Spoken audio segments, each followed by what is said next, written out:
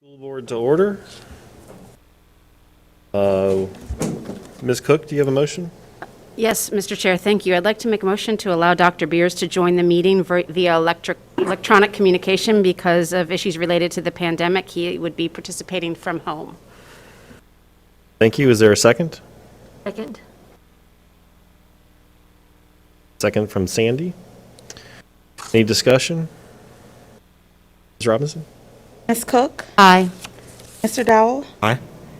Ms. Hummel? Aye. Ms. Omby? Aye. Ms. Young? Aye. Mr. Kelly? Aye. Thank you. Hey, guys, I'm here too. Well, we were Dr. voting for you. We were Beers. voting for you, Dr. Beers. We weren't asking your opinion for that one. Although I don't see you on the screen. Okay. 2.02, board certifies closed session. Is a motion for certification of closed session? Chair, I certify that to the best of each member's knowledge, the Williamsburg James City County School Board, while in closed session, discussed only public business matters lawfully exempted from open meeting requirements as stated in Virginia law, and that only such public matters as were identified in the motion convening the closed meeting were heard, discussed, or considered. Thank you, Mrs. Young. Is there a second? Second. Thank you, Ms. Owenby. Ms. Young? Aye. Ms. Cook? Aye. Mr. Dowell? Aye. Ms. Hummel? Aye. Ms. Omby? Aye. Mr. Kelly? Aye. Thank you. Ooh, That- Dr. Beers, I'm sorry about that. Dr. Beers? Yeah, can you hear me? Yes, sir. Can you hear us? Okay, I didn't see that second email about Daniel and, the other Zoom number, so I finally tracked it down, figured out what it was. Thank you, So sir. I'm here now. Yeah, so If you- Dr. Beers abstains from that because he was not in closed session. Okay.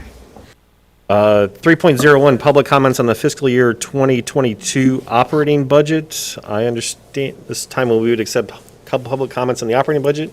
I understand we have no public comments. There were no comments for budget. Okay, thank you very much. Mr. Chair, if you could just clarify that there were no comments on the for the public hearing for the budget, just in case anyone's listening. Okay, there were no public comments on the fiscal year 2022 operating budget. There will be citizens' comments later in the meeting. Thank you. 4.01, Ms. Robinson, could you take the roll, please? Dr. Beers? Aye. Ms. Cook? Here. Mr. Dowell? Here. Ms. Hummel? Here. Ms. Omby? Here. Ms. Young? Here. Mr. Kelly? Here. Thank you. Is there a motion for approval of the agenda? Mr. Kelly. Chair. Mr. Kelly, I move that we approve the agenda as presented. Thank you, Ms. Owenby. Is there a second? Second. Thank you, Ms. Hummel. Ms. Omby? I'm sorry. No, go ahead. Thank you. Aye. Ready? Okay. Ms. Young? Aye. Dr. Beers? Here. Ms. Cook? Aye. Mr. Dowell? Aye. Ms. Hummel? Aye. Mr. Kelly? Aye. Thank you. That takes us to 5.01, announcements, superintendent's report. Dr. Herron? Thank you, Mr. Chair. My report this evening is entirely devoted to health, safety, and in-person student learning. You will receive a more in-depth look at data and research during tonight's Return to Learn presentation. And I'm eager for you to hear from members of our health advisory team providing research and differing perspectives this evening. But I would be remiss if I did not make note of a few matters right up front. First, we are working with our city and county leaders and healthcare partners to establish and support a COVID-19 vaccination clinic. It is essential that we begin the process of vaccinating teachers and employees as soon as possible, beginning with those who will be the first to come to face-to-face contact with students. School nurses have a vital role in this effort by helping to administer shots at the clinic. In preparation, many of our nurses are already trained to give vaccinations and received their first shot late last week. We had hoped that widespread vaccinations for Phase 1B would have started by now. We appreciate city and county administration who are working daily for us and with us to assist our healthcare partners in working through the logistics for this to begin. Understandably, the delay in vaccinations is frustrating for members of our community with the alarming number of cases and percent positivity we are seeing each day. Today, the total number of cases per 100,000 within the last 14 days in James City County is 924, with a percent positivity of 14.2%. That is the highest it has ever been locally. In the most simplest possible terms, the more people who are vaccinated, the less risk of spread in our community, and the greater the opportunity for us to get back to normal daily lives and schedules. We don't know how long the vaccination process will take. With current delays, it could stretch into early February. Furthermore, the health department is overwhelmed with contact tracing, which, as you know, is one of the 5 key mitigation strategies within our school division. Currently, there are no guarantees how long it will take to complete tracing for a staff member or student who becomes ill. Given the need for timely contact tracing, the current health metrics, and the need to get teachers at least the first dose of the vaccine, we must push back the return of students for in-person learning. Moving forward, students in pre-K through grade 3, along with our most vulnerable special education and EL students, will begin hybrid learning on February 16th. Grades 4, 5, 6, and 12 will return to school buildings February 22nd.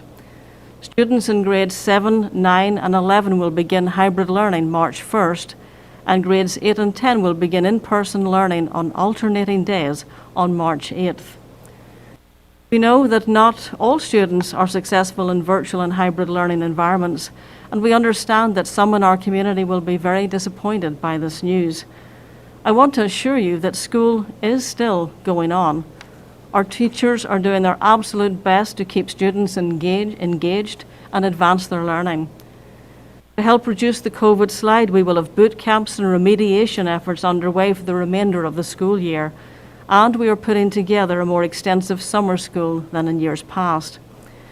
We will tell you more about that at a future board meeting. For now, Mr. Chair, that concludes my remarks for this evening. Thank you, Dr. Herron. Ms. Owenby? Thank you, Mr. Chair. I wanted to give an update. I attended via Zoom the Special Education Advisory Committee meeting last week. They received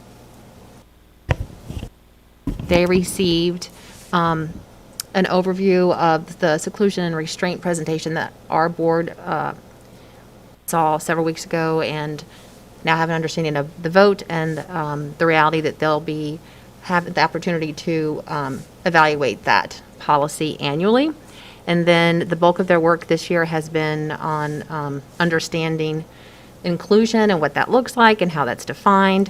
So they have a subcommittee that is broken out and has had their first meeting. Their hope is to develop some guiding principles for the division so that there'll be some continuity and consistency among all of our buildings with regard to inclusion. Their next meeting is in February.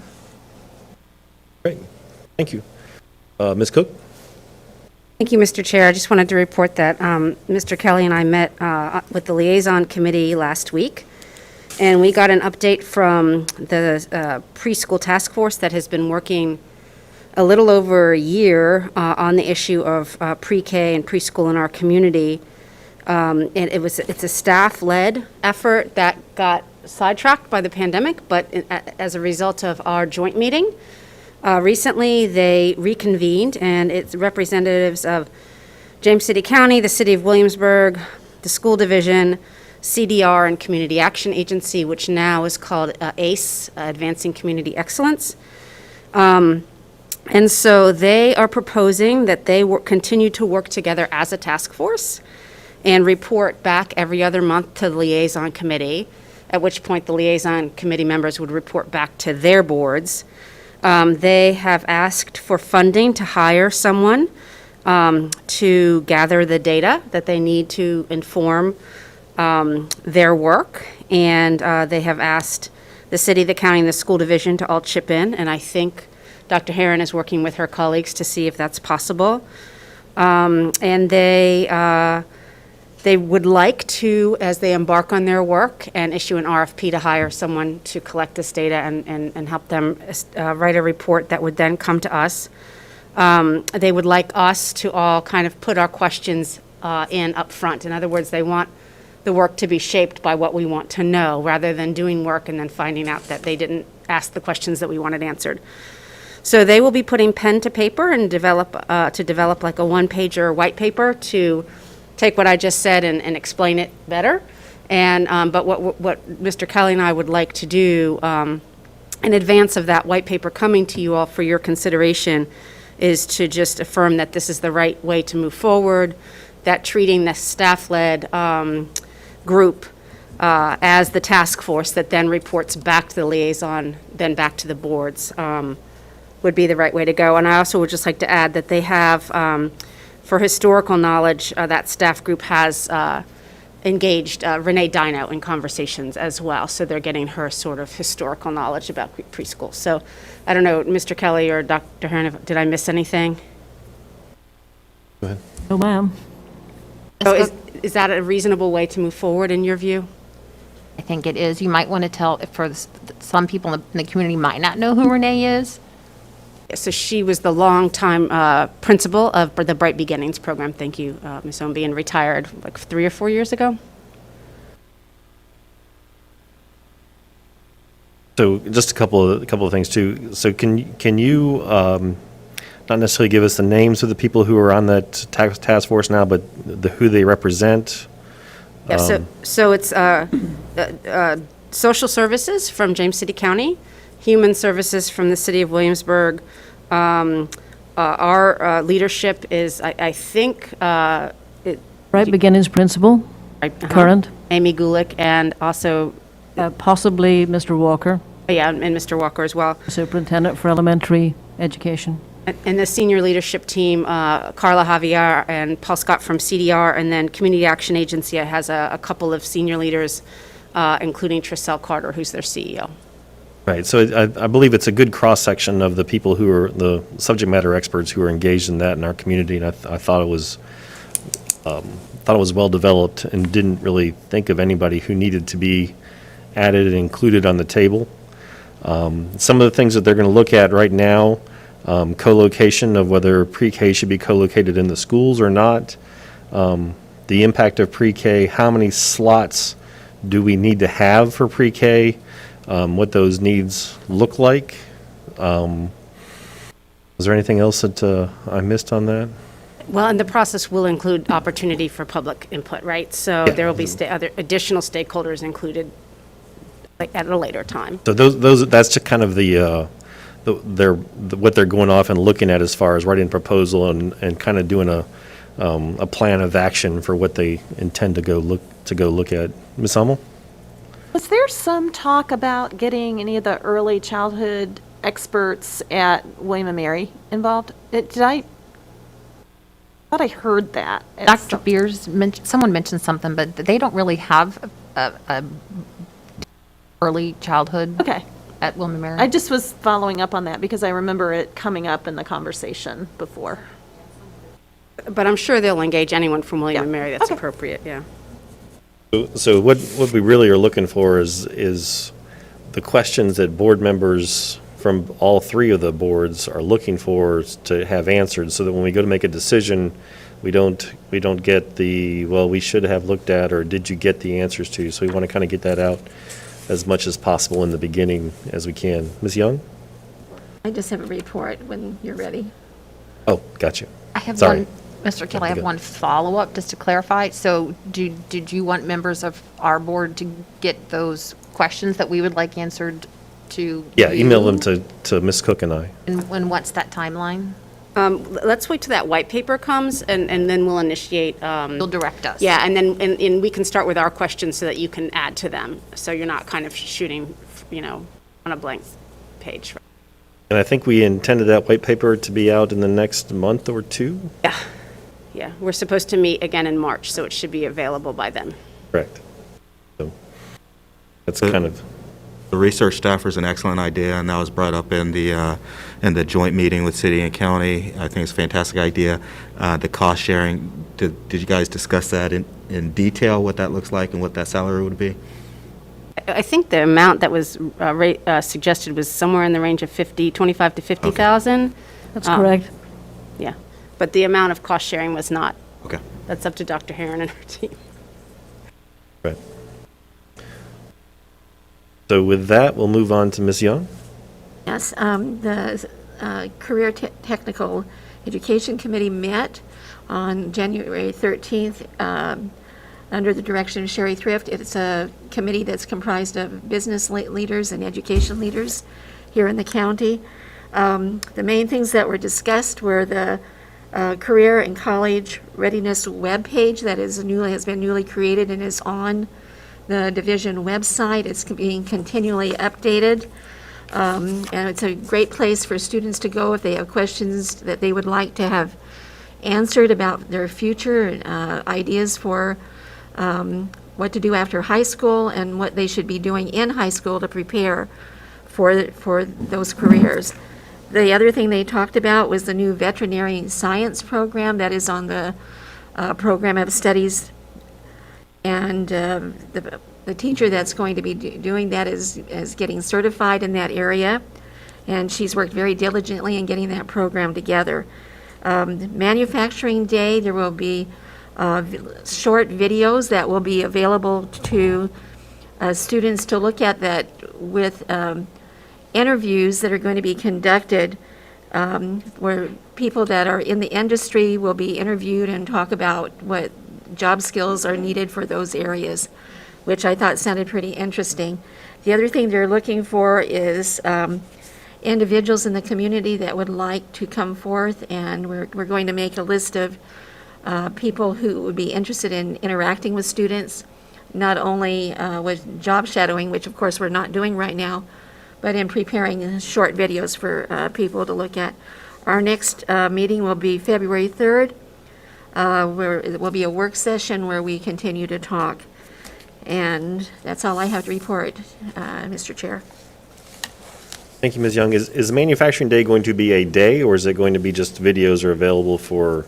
I think it's, from what I understand, it's going to be, let me go back to my notes, it's going to be short videos that's going to be available after, in fact, it's available after today, apparently. But they are going to continue having interviews with these manufacturing leaders, but I'm not sure that they made it on there today. I didn't check, but thank you. Thank you. I didn't mean to put you on the spot there, and I think it's also great that the community business leaders are still engaged in Manufacturing Day, even though we're not having the kids go to their facilities. And I think this is a outstanding opportunity for our students to look at, to see the opportunities available in manufacturing here. Do any other board members have any other comments before we move on? So that takes us to 6.01, citizens' comments. Before we play the recorded messages, I want to briefly address an issue we encountered at our last meeting. Following the recent departure of our longtime school board clerk, there was a problem with rerouting recorded messages through the division's phone system. As a result, citizen comments were being recorded, but were not appearing on the voicemail line. Unfortunately, this meant the comments did not air during our January 5th school board meeting. Staff resolved the issue, and those comments were provided to the school board and posted on the division website. We will listen to those comments tonight, followed by the citizens' comments that were recorded for this meeting. As a reminder, citizens must provide their name and address along with their comment. For record keeping, we maintain a list of callers but do not air home addresses during the meeting.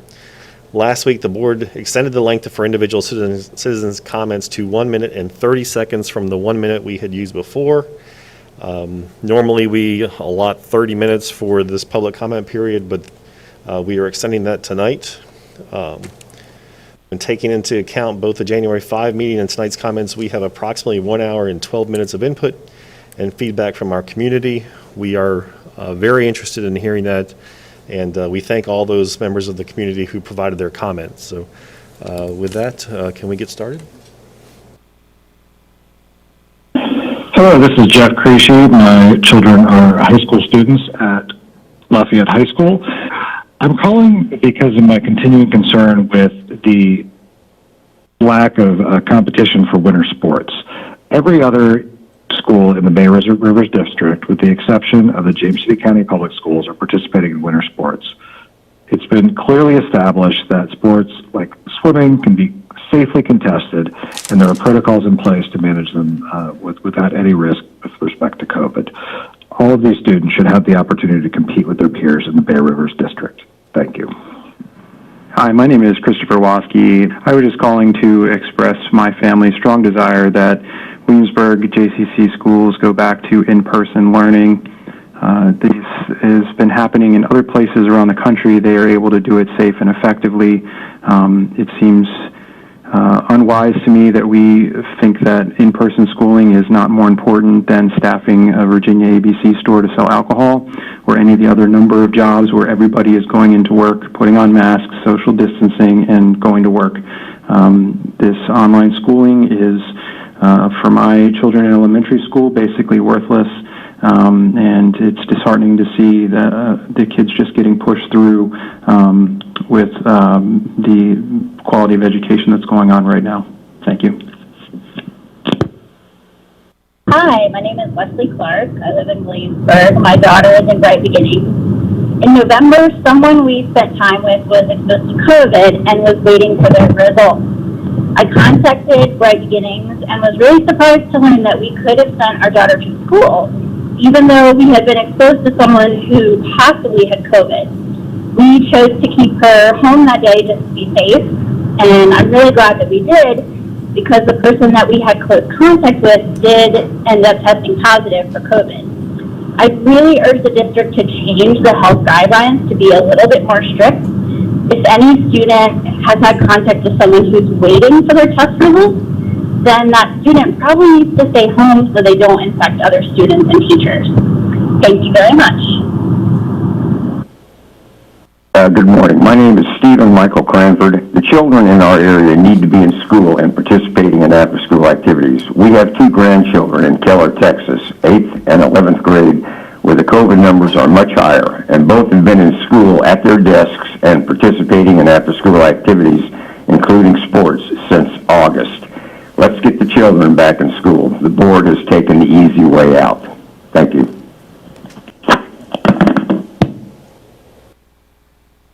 My name is Eric Hurt. I have a sophomore at Lafayette High School. In looking at the surrounding localities, Prince George has successfully instituted in-person learning and athletics.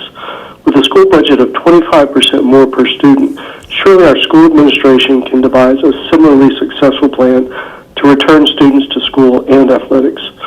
My son is a resilient young man with every advantage, yet I see his daily struggle with online learning and isolation. It's not hard to imagine the devastation that many less advantaged students must be experiencing. The cost of this harm and isolation finds no support in CDC guidance. With this failure of leadership and innovation, it is fair in the future to oppose any candidate who supported the current model or any increase in school budgets they may request. Hi, this is Tara Hurt. Please consider getting our children back into schools as soon as possible. You are failing our students. They are suffering both academically and emotionally. We need strong leadership and creative solutions and get them back in schools. Students have been back in person in full-time school buildings since August, across our country, in our state, and in fact, right here in Williamsburg, with very low or no incidence of COVID. Research has shown that school is not the spreader. Dr. Fauci himself said children need to be in school in person.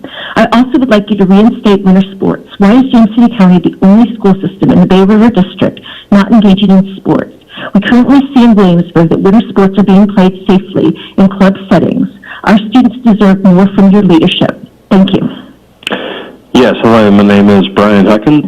I have grown up in the Williamsburg, James City County school system since 1980.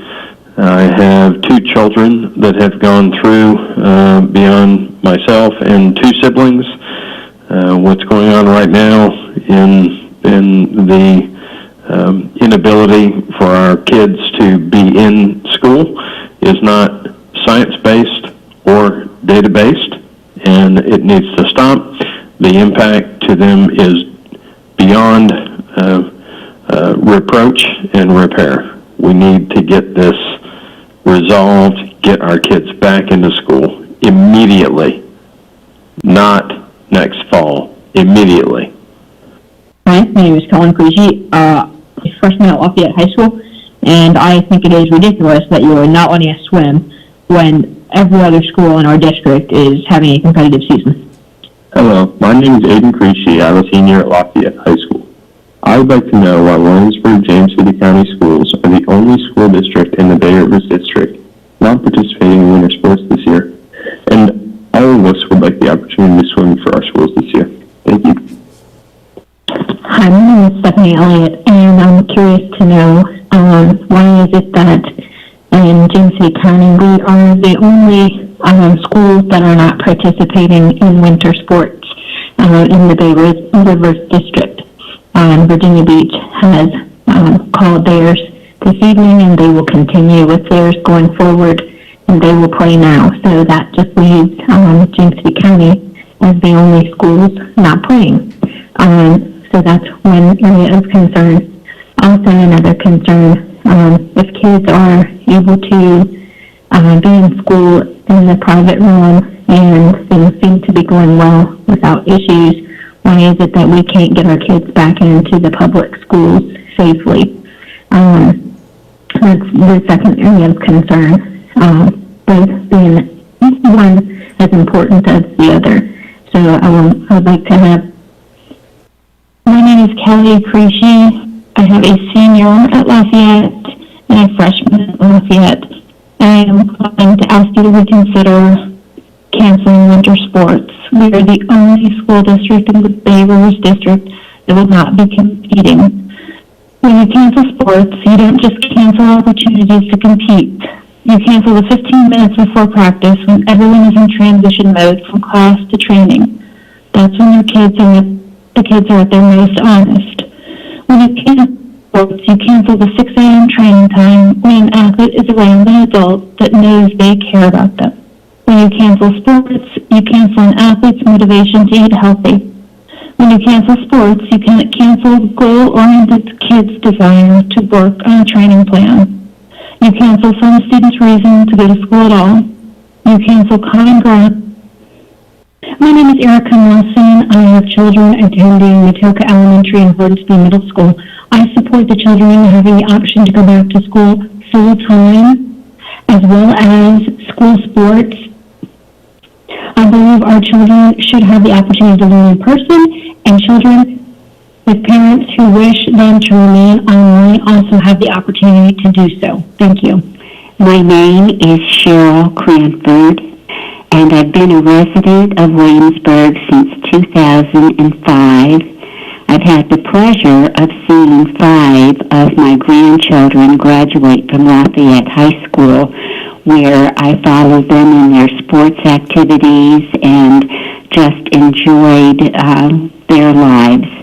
I have a sophomore at Lafayette High School grandson who is miserable because he is sitting in front of a computer for his online education all day and then on the computer doing his homework. This is just not right. And as a grandmother and a nurse, I am extremely concerned about. My name is Samantha Boski. I have a 9th grade at Jamestown High School. I'm calling in support of full in-person learning for our children. I do feel that we are leaving the children behind, that they are not getting the education that they need, and that we are not trying to creatively look for ways to bring them back to school safely and appropriately. We can find ways for them to come back, for their education to be put first. And if we are able to go out in the community and do other things, our children should be able to safely go to school. Please consider bringing these kids back to school full-time, in person, versus online learning. Thank you. My name is Lindsay Taylor, and I'm a teacher at DJ Montague. I would like to encourage Dr. Aaron and the school board to continue with remote learning for all students and allow staff the option to work safely from home. According to the UVA models from VDH, If winter weather and the holiday season increases case growth, as we've already begun to see, Virginia may see new cases peak at more than 76,000 per week during the week of Valentine's Day. However, if we take additional steps to control the spread, new cases may only peak at 29,000 per week during the week ending January 24th. Now is not the time to increase exposure, but rather decrease it to keep our community safe. Thank you for listening. Hi, my name is Jamie Shawn. I'm calling to encourage the school board to continue remote learning into the start of the 2021 school year here. I try my best to stay on top of the numbers from the Virginia Department of Health website, as I'm sure you have too, and we can see that the numbers remain high. To return kids and teachers to the school at this point, I believe is not justifiable. I believe it would be irresponsible in terms of managing risk. I applauded the school board when they made the decision to carry out remote learning over the course of the holiday, and I think that was a tough decision, but it needs to continue at this point. The risk is too great. You're exposing students, you're exposing the families of students, you're exposing teachers, you're exposing the families of teachers and anybody else that they come into contact with, which is to say you expose the entire community. Amy Coleman, in-person learning needs to be reinstated now. Following the science, both the CDC and AAP say students need to be learning in person. WJCC failed to create an online system that puts the students first. The students and their success have been put as a last priority and many feel hopeless. There should have been things put into place to ensure students are successful, such as correcting work quizzes and tests at least once for an increased grade in light of less instruction and less face-to-face time with teachers. Removing winter sports from our students when all other schools in Bay Rivers continues to compete is horrific. You've single-handedly taken scholarships away from our students and handed them to students in other districts. You've received zero input from students and families that this impacts. As a healthcare provider, I know the risks of COVID. It is possible to live and work safely in its midst. You allowed the option of competition taken away from students whose parents' tax dollars and votes allow you to be in your position. Bring back winter sports and reopen the virtual option for those who don't want to learn in person and open the schools to those that do. Hi, this is Stephanie Trongton. Please take action to ease the burden of academic stress for students, specifically those receiving grading course credits on transcripts, by realigning the grading scale. This year has decreased the opportunity for academic success in so many ways. Reported grades are slipping for students who are attending Zoom and online classes, who attend classes with their cameras on, and who complete class assignments and homework. High achieving and gifted learners are also struggling with lower grades. No one is exempt from the burden of this school year. College acceptances and scholarship eligibility will be affected for our students from 7th to 12th grade. Together, the school board and the administration need to take the steps to first cap the weight of any assessment at 20%. This includes quizzes and tests in the 4 marking period. Rhonda Peterson, good evening. I'm a parent of a WJCC high school student in the virtual learning program and also a teacher. I'm calling to ask that students and staff continue remote learning and teaching at least throughout the end of January and revisit return to classroom hybrid learning at that time. In James City County alone, since 12/25, there has been 368 new COVID cases, 5 hospitalizations, and 3 deaths. With so many families gathering and traveling over the holidays, we need to have a window for symptoms testing, quarantining, and recovery before entertaining bringing anyone back into the buildings at this time. We have also entered a time when colds and flu develop, and since their symptoms mirror COVID, we should take that into consideration when deciding our next steps as a school division. Thank you for your time, and have a great evening.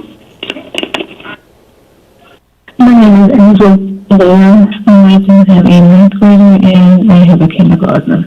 And at this time, I do not feel comfortable with the children going back to school in person.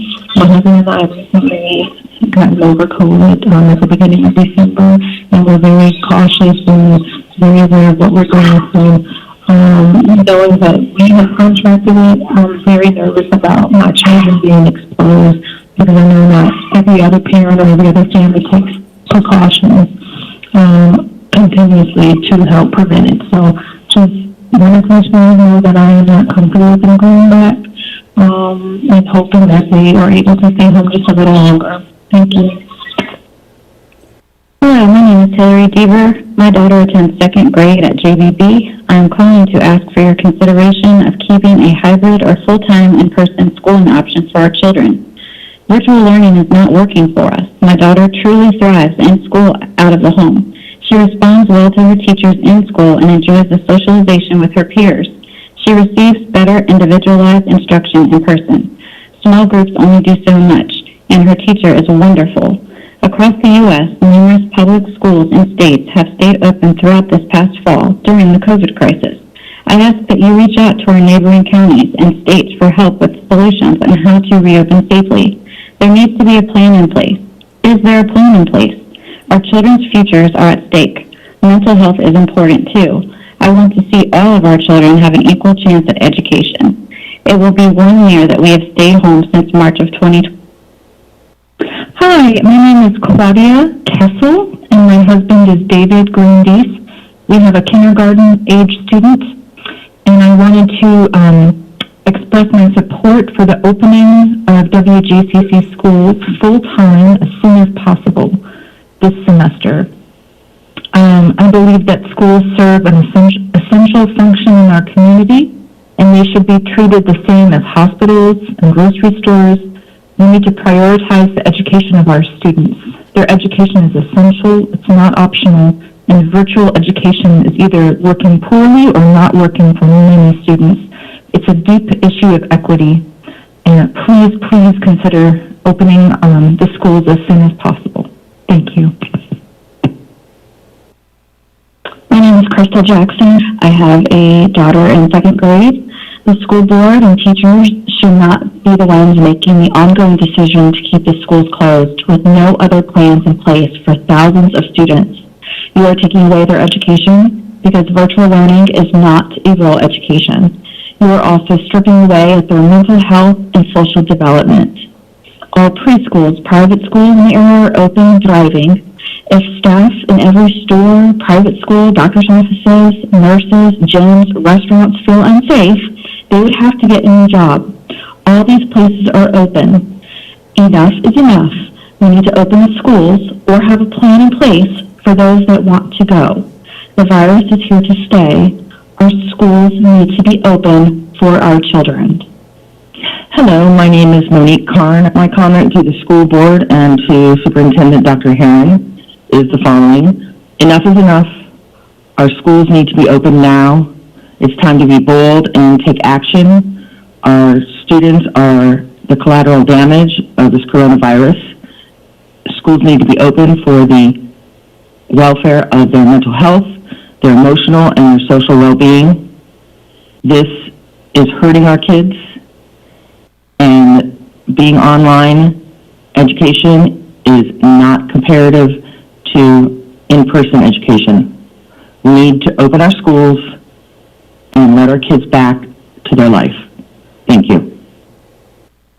Hi, my name is Crystal Gaffney. I have an 8th grader at Anna Middle School and a 9th grader at Warhill. They're both struggling with virtual learning, and I'm requesting that in-school learning resume immediately and that the school take the necessary precautions so that the children can succeed.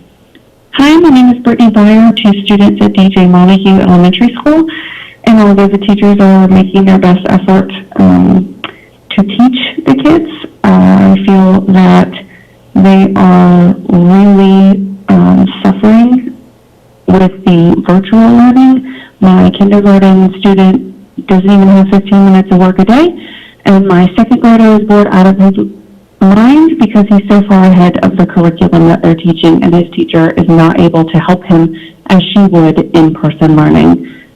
In-person learning can be done safely as it is being done across the country, and I really wish that you all would keep politics out of this and follow the science as you state that you are doing. If you were following the science, then our kids would be in school. Thank you. My name is Joshua Sigler. I have 3 children, 2 of whom go to Hornsby Middle and 1 who goes to Matoka Elementary. I'm calling to advocate for return to school and at least a blended model after the holiday season. As an emergency medicine physician, I'm aware of the risk of the coronavirus and the current pandemic. However, I think we need to take a good hard look at the other impacts on our children and our nation as a whole. right now we're seeing a dramatic increase in behavioral health issues, suicides, and such. I think it's unreasonable to expect that we can just continue virtual learning until we have coronavirus eradicated, which realistically won't be for several years at the earliest. So I think it's important that we get our kids back in school and try to minimize the other social, developmental, and academic impacts of this current pandemic. Thank you very much. Have a good day. Hi, my name is Allison Silver. I have 3 children at Hornsby Middle School and Matoka Elementary School. I'm in favor of returning to school in January in a blended model. We are a military family, just moved here. My 2 middle schoolers have made barely any friends. They have not set foot in their new school, and it is truly affecting their mental health. Please develop a plan to get these kids back in school. Virtual is not a solution for 2 years. This virus is not going away. It will be here for years. We need a plan to go back to school. Thank you. My name is Thomas Byer. I have 2 children. One school-aged daughter who's 5 and another son who is 8. They both attend PJ Montague, and I think it is gross negligence on the part of the school board that they're not allowing kids to go back to school. I think it's proven time and time again that it's safe enough to allow kids into schools, and there are plenty of health and safety measures that can be implemented and allow the children to learn in a format that will further their education. Right now, what's being done virtually is a shame, and it's setting our children back. And I believe that the state and the city and the county have. Hi, I'm calling on behalf of WJCC schools as a parent of a student at James Blair Middle School. I've sent countless emails, articles, and other information because I see that COVID cases are rising. This week, students returned to James Blair Middle School. While even though distance learning has been present, 3 teachers are now sick with COVID, while countless others are currently being tested. I request that you look into shutting down schools in the district once more to keep our children safe. Ashley Sutherland, James City County. I call on Dr. Herring to drastically change her priorities and focus from embracing online learning to committing fully to in-person learning for those that choose it. The national reports and local data show that online learning is a failure. This school district in June focused on switching to virtual, while other districts and private schools recommitted to in-person learning. York County is still committed to in-person learning. You made the wrong decision. You need to see that before we lose the rest of the school year. You have made every precaution. Let's get back to full-time school. Your hands are not tied to COVID numbers. Look at California. They are locked down, but go face to face. Please, let's abandon this cruel failure of an experiment and get back to our mission, which is educating children. Hi, I am a concerned parent and grandmother of child who lives in your school district. We need to get these kids back in school immediately, full time. There is no scientific evidence that states otherwise. This is a failed response to a pandemic that was blown way out of proportion to begin with. We are harming our children. They are committing suicide. Please, you must open the schools and follow the science. The science has been saying, open the schools. I know too many people who have gotten COVID and are just fine. Hi, my name is Amy Janukas. We moved here this summer. I'm a mom of 3 and an occupational therapist. My parents were teachers, and my dad was the president of the school union. I have the utmost respect for education. I also come from a family of doctors and medical professionals, and I have worked 20 plus years in the hospitals. I trust science. I encourage Dr. Heron to change her thinking about schools as a place of high COVID transmission. Schools are safe. and they will be safe. Kids know how, and teachers and staff, to use the appropriate measures to keep them safe. The Health Department of Fairfax County gave guidance to the school board that actually schools opening can reduce the spread in the community because schools can be a safe and sanitary place for children to be. Please stop using COVID as an excuse to keep schools closed. The CDC directly states on their guidance to schools that the...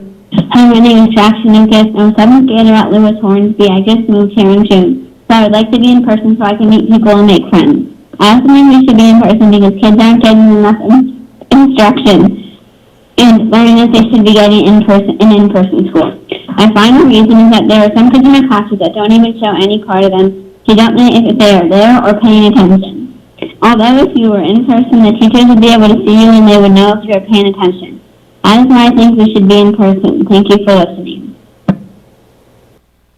Hi, my name is Alexander Janukas. I'm in the 5th grade at Matoka. I think we should be in person because a lot of kids either can't get online or don't have the right technology. I know kids with ADHD and other learning challenges who struggle in virtual school. School are safe and learning is just as important as going to the store, gym, and other places that are open. Those are some of the reasons why we should be in person. This is Mike Janukas. I am the father of 3 children that are in the school district here, ages 7, 10, and 12. I have to be honest with you, this has just gotten to the point where the kids need to go to school. The 2,000 roughly people affected in James City compared to the 360,000 in Virginia. This is not a high-risk area, number one. Number two, my children, when they did have a couple weeks of in-person learning, they said there were plexiglass in addition to the masks that they were wearing. So the bottom line is stop catering to the 10% or so of teachers that don't want to go back to school and do the right thing for our children and have them go back to school at a minimum 2 days a week. They are getting, my 7 and 10-year-old are getting an hour and a half of learning a day on the computer. That is out.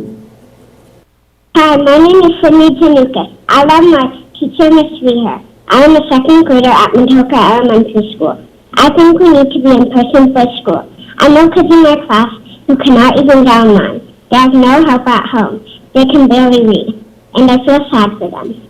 Please let us start in person. Learning is important and we need to be in school, please. Hi, my name is Rebecca Height, and my child goes to a Williamsburg, James City County school. I am just very frustrated with the back and forth of the children going one day, children not going another. This is not helping our children. Our children need to be in school. We need to be able to do something better. We can't just continually allow our children to fail at school, at their academics. We're failing our children. We're not just failing them in school, we're failing our children in general. We're not helping them succeed in life. We're not doing anything. So I am begging you to reopen the schools. Let the children go back. And if you decide not to, then give us a portion of the money the government is giving you so that we can afford to send our children to private schools. I want my child in school, and I can't afford private school, so this is my only option. So I need you to either give me the money so I can send my children to school, or...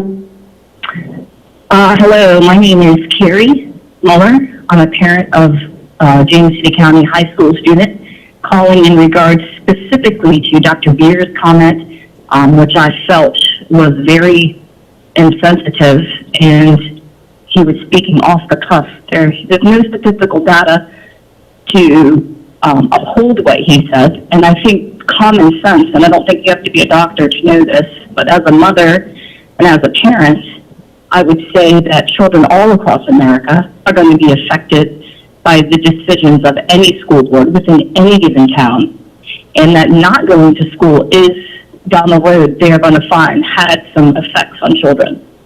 So I thought that was pretty out of touch comment to make. So I specifically wanted to address that. I'm in support of a hybrid method or returning to school, of course. Hi, this is Heather Hansen. I do not think the kids need to be going back to school yet, not with the COVID cases rising. I think something needs to be looked at and not put them back into this situation. Thank you. Yes, my name is Corey Simon, and I have 5 children that attend James City County Schools. And my wife, Michelle, and I both agree that definitely time to send them back. You guys had sent a previous email on January 5th just stating that with proper mitigation that you saw that numbers have been lower than expected, or transmission numbers, and that you could safely send the kids back. So I definitely agree with that. It shows, other statistics show that children are not as likely to catch or carry or spread the coronavirus, and teachers can obviously be kept at least 6 feet apart. So I don't see what the problem would be sending them all back to school. So just asking that you guys would consider that, and that's it. Thank you very much. My name is Lisa Heck. I'm leaving a message. It's in the form of a question, and it's in regard to schools and policy and vaccine. We need to have a common sense approach, and that my kid needs to go back to school so I can work and not deal with them anymore, even though I work at home, kind of mentality, and really look at this disease for what it is. It spreads a lot, and yes, I understand the facts, but what is the board's policy going to be in regard to vaccines and how students, in order to go back to school, they should have a vaccine? That is the question. When kids go back to school, they should have a vaccine. This is Mary Henson. I would like to suggest that all students remain doing continued learning virtually until the end of this school year. That will give enough time for the vaccine for COVID-19 to take effect and protect our children. I truly do not wish to return my child to in-school learning until there's a better handle on the whole situation. Thank you for listening. Bye-bye. This is Michelle Frank, and I just saw the message. It said that it was voices left were increased by 30 seconds. But James City County, you would think, is a bright community with bright students and with operations and tools to get these kids back into the schools as soon and as safe as possible. We have so many opportunities to get these kids in an environment that is healthy, because this long term is going to have detrimental effects. And I don't understand why there haven't been changes made to have the teachers back into the schools. They could be behind plexiglass, just like they're doing in ABC stores, salons, everywhere else. They're able to make adjustments to have people sitting in front of them, for 8 and 10 hours a day. Well, my name is Jason Wade. I just want to say that the online learning, I know that you've tried, but it's been extremely detrimental for my daughter. I can tell that she has gone further back instead of progressing through her education, and I believe that there's been permanent damage done to her in her lifelong learning. I know there's consequences for going back to school, but I believe that the risk is worth the reward, and especially certain students need to start attending school in person as soon as possible. Thank you. Hi, my name is Patricia Castor. I'm really concerned about the schools being open to all the students, mainly for the staff and, of course, for our own students that when they come home will bring the virus. This is serious, and if we really want to avoid the spread of the virus, I think we should keep the classes online. And I know it's hard for everyone. I had a senior last year, and I just wish that you guys get together and get this right. Thank you. Hello, my name is Francis Tanwa Aguas. I'm a parent at Jamestown High School with 2 children. My comment has to do with the year-long courses, which I found to be counterproductive. I would prefer for the courses to be taught on a semestral basis, at least to return to those courses that were taught on the semestral basis, where the students are able to consistently study and be more focused on those subjects, as opposed to navigating 8 classes for the school year, where the teachers seem to be under pressure to still load up and finish their syllabi, and the deadlines become confusing, as opposed to a more focused and regular study that is available on the semester basis. That's my feedback. A return to those courses that are taught on a semester, especially for the AP. Thank you. My name is Linda Nightwick. I have a student who is a senior and another student who is a 10th grader special ed student at Jamestown High School. I feel that it's important for both of them to go back, but especially the special ed kids. They need that social contact, and sitting in front of the computer all day is just really not good for them. Thank you. My name is Eric Nightwick. I go to Jamestown.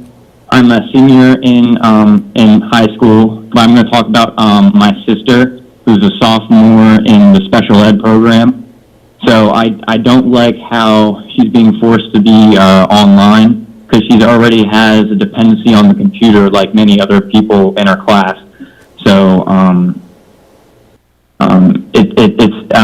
it's not good for her. She needs to get off the computer more. And a lot of the things she's taught can't be taught properly through the computer, like life skills.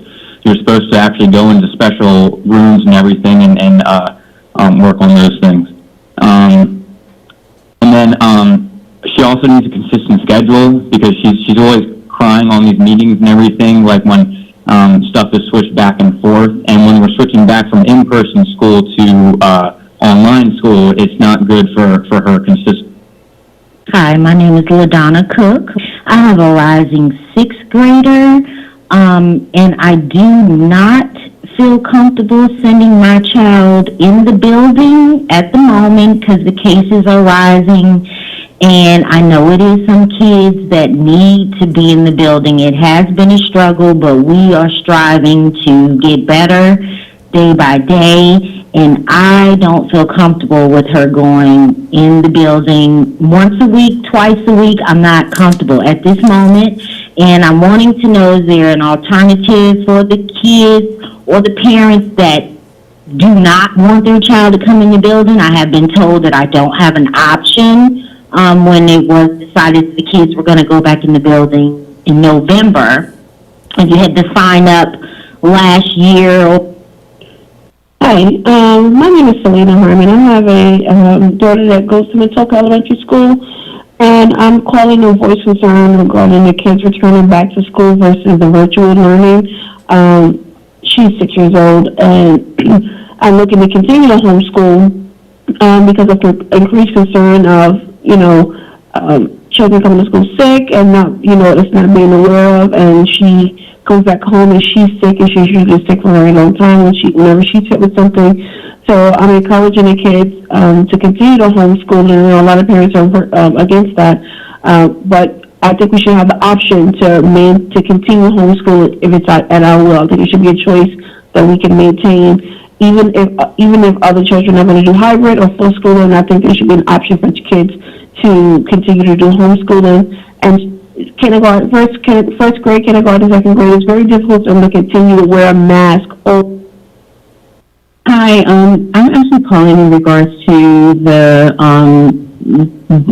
board's decision to possibly return students back to school.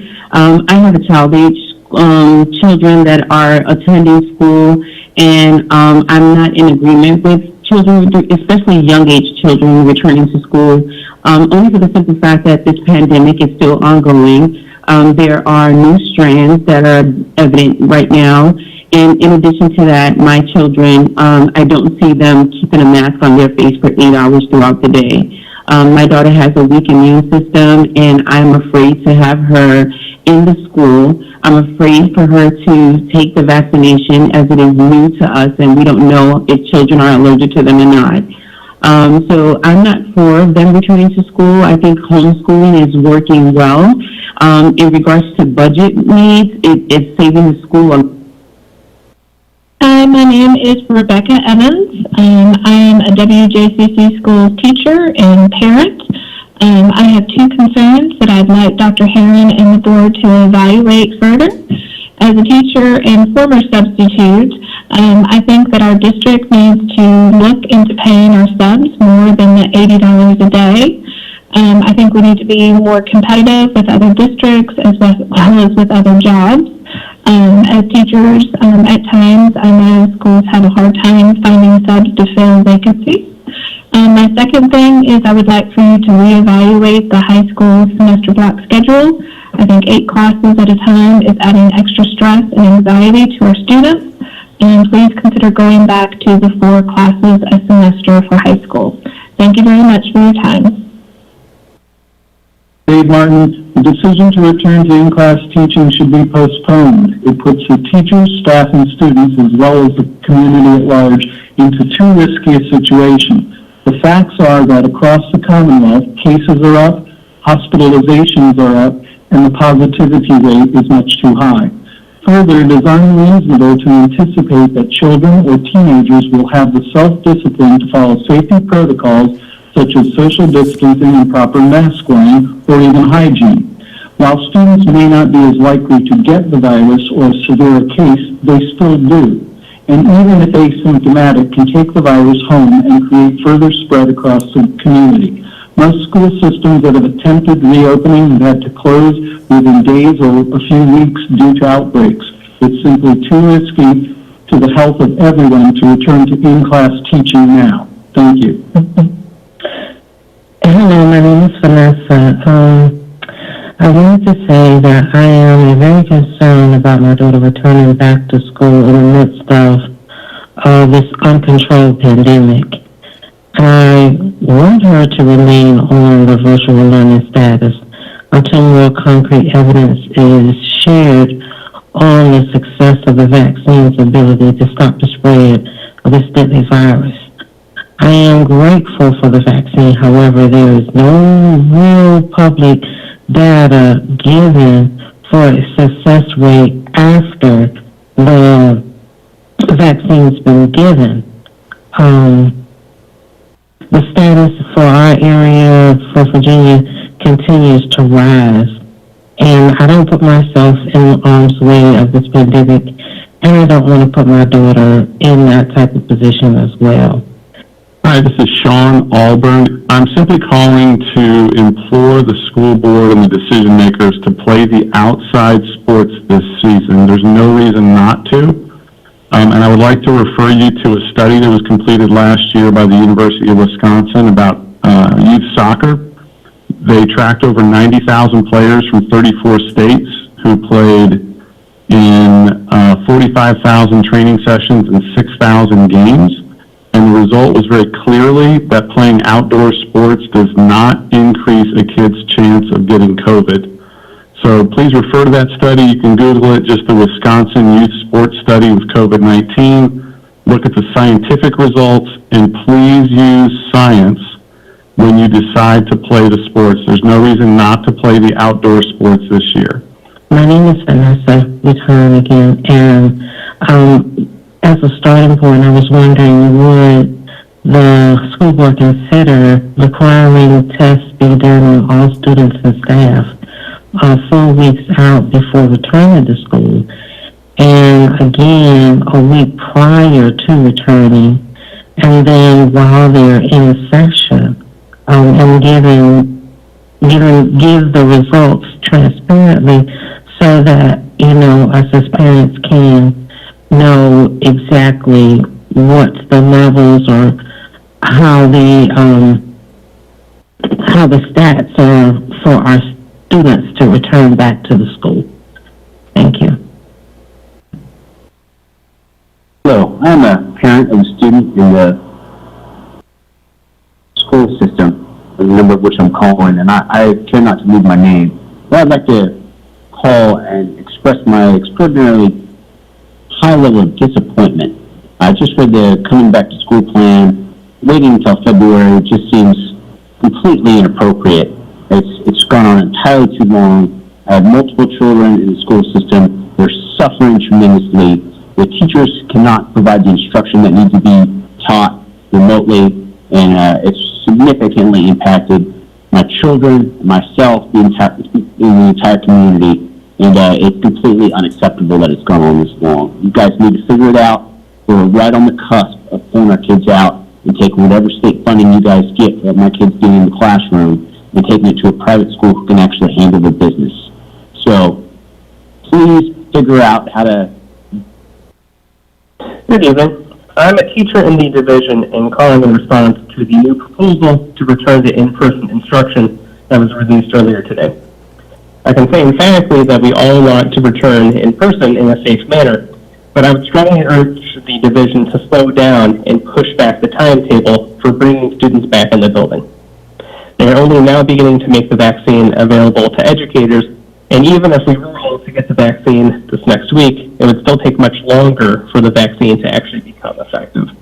Right now, there is no timetable for the first or second dosage, and it does take at least 2 weeks for the vaccine to be effective. If having our staff vaccinated is a priority for us to return to in-person learning, then it would only make sense to move the start date back so that the vaccine is actually effective in keeping our students, staff, and families safe. Thank you for your time and for your consideration. Hi, my name is Nate Reed. Just was watching the news, and it appears as though that COVID cases have tripled since the holidays. So any type of return for teachers probably before at least they get that first shot, and the second shot is very important for the buildup of antibodies. But to make preliminary kinds of plans that you've made, I think, doesn't make sense to me at all. There's no hurry here. I think people have to be safe, including the students and teachers. Thank you. I feel that kids should continue remote learning until everybody gets the vaccine, and then September, the kids can go back to school. Thank you. Hi, my name is Joel Cornell. I'm a concerned parent who believes that the WJCC school district is recklessly endangering the lives of students and staff by forcing in-school exposure during a pandemic when the rollout of both doses of the vaccine is just weeks away. We must continue remote learning and halt all plans for in-school anything until your staff and student body are fully immunized to this very deadly virus.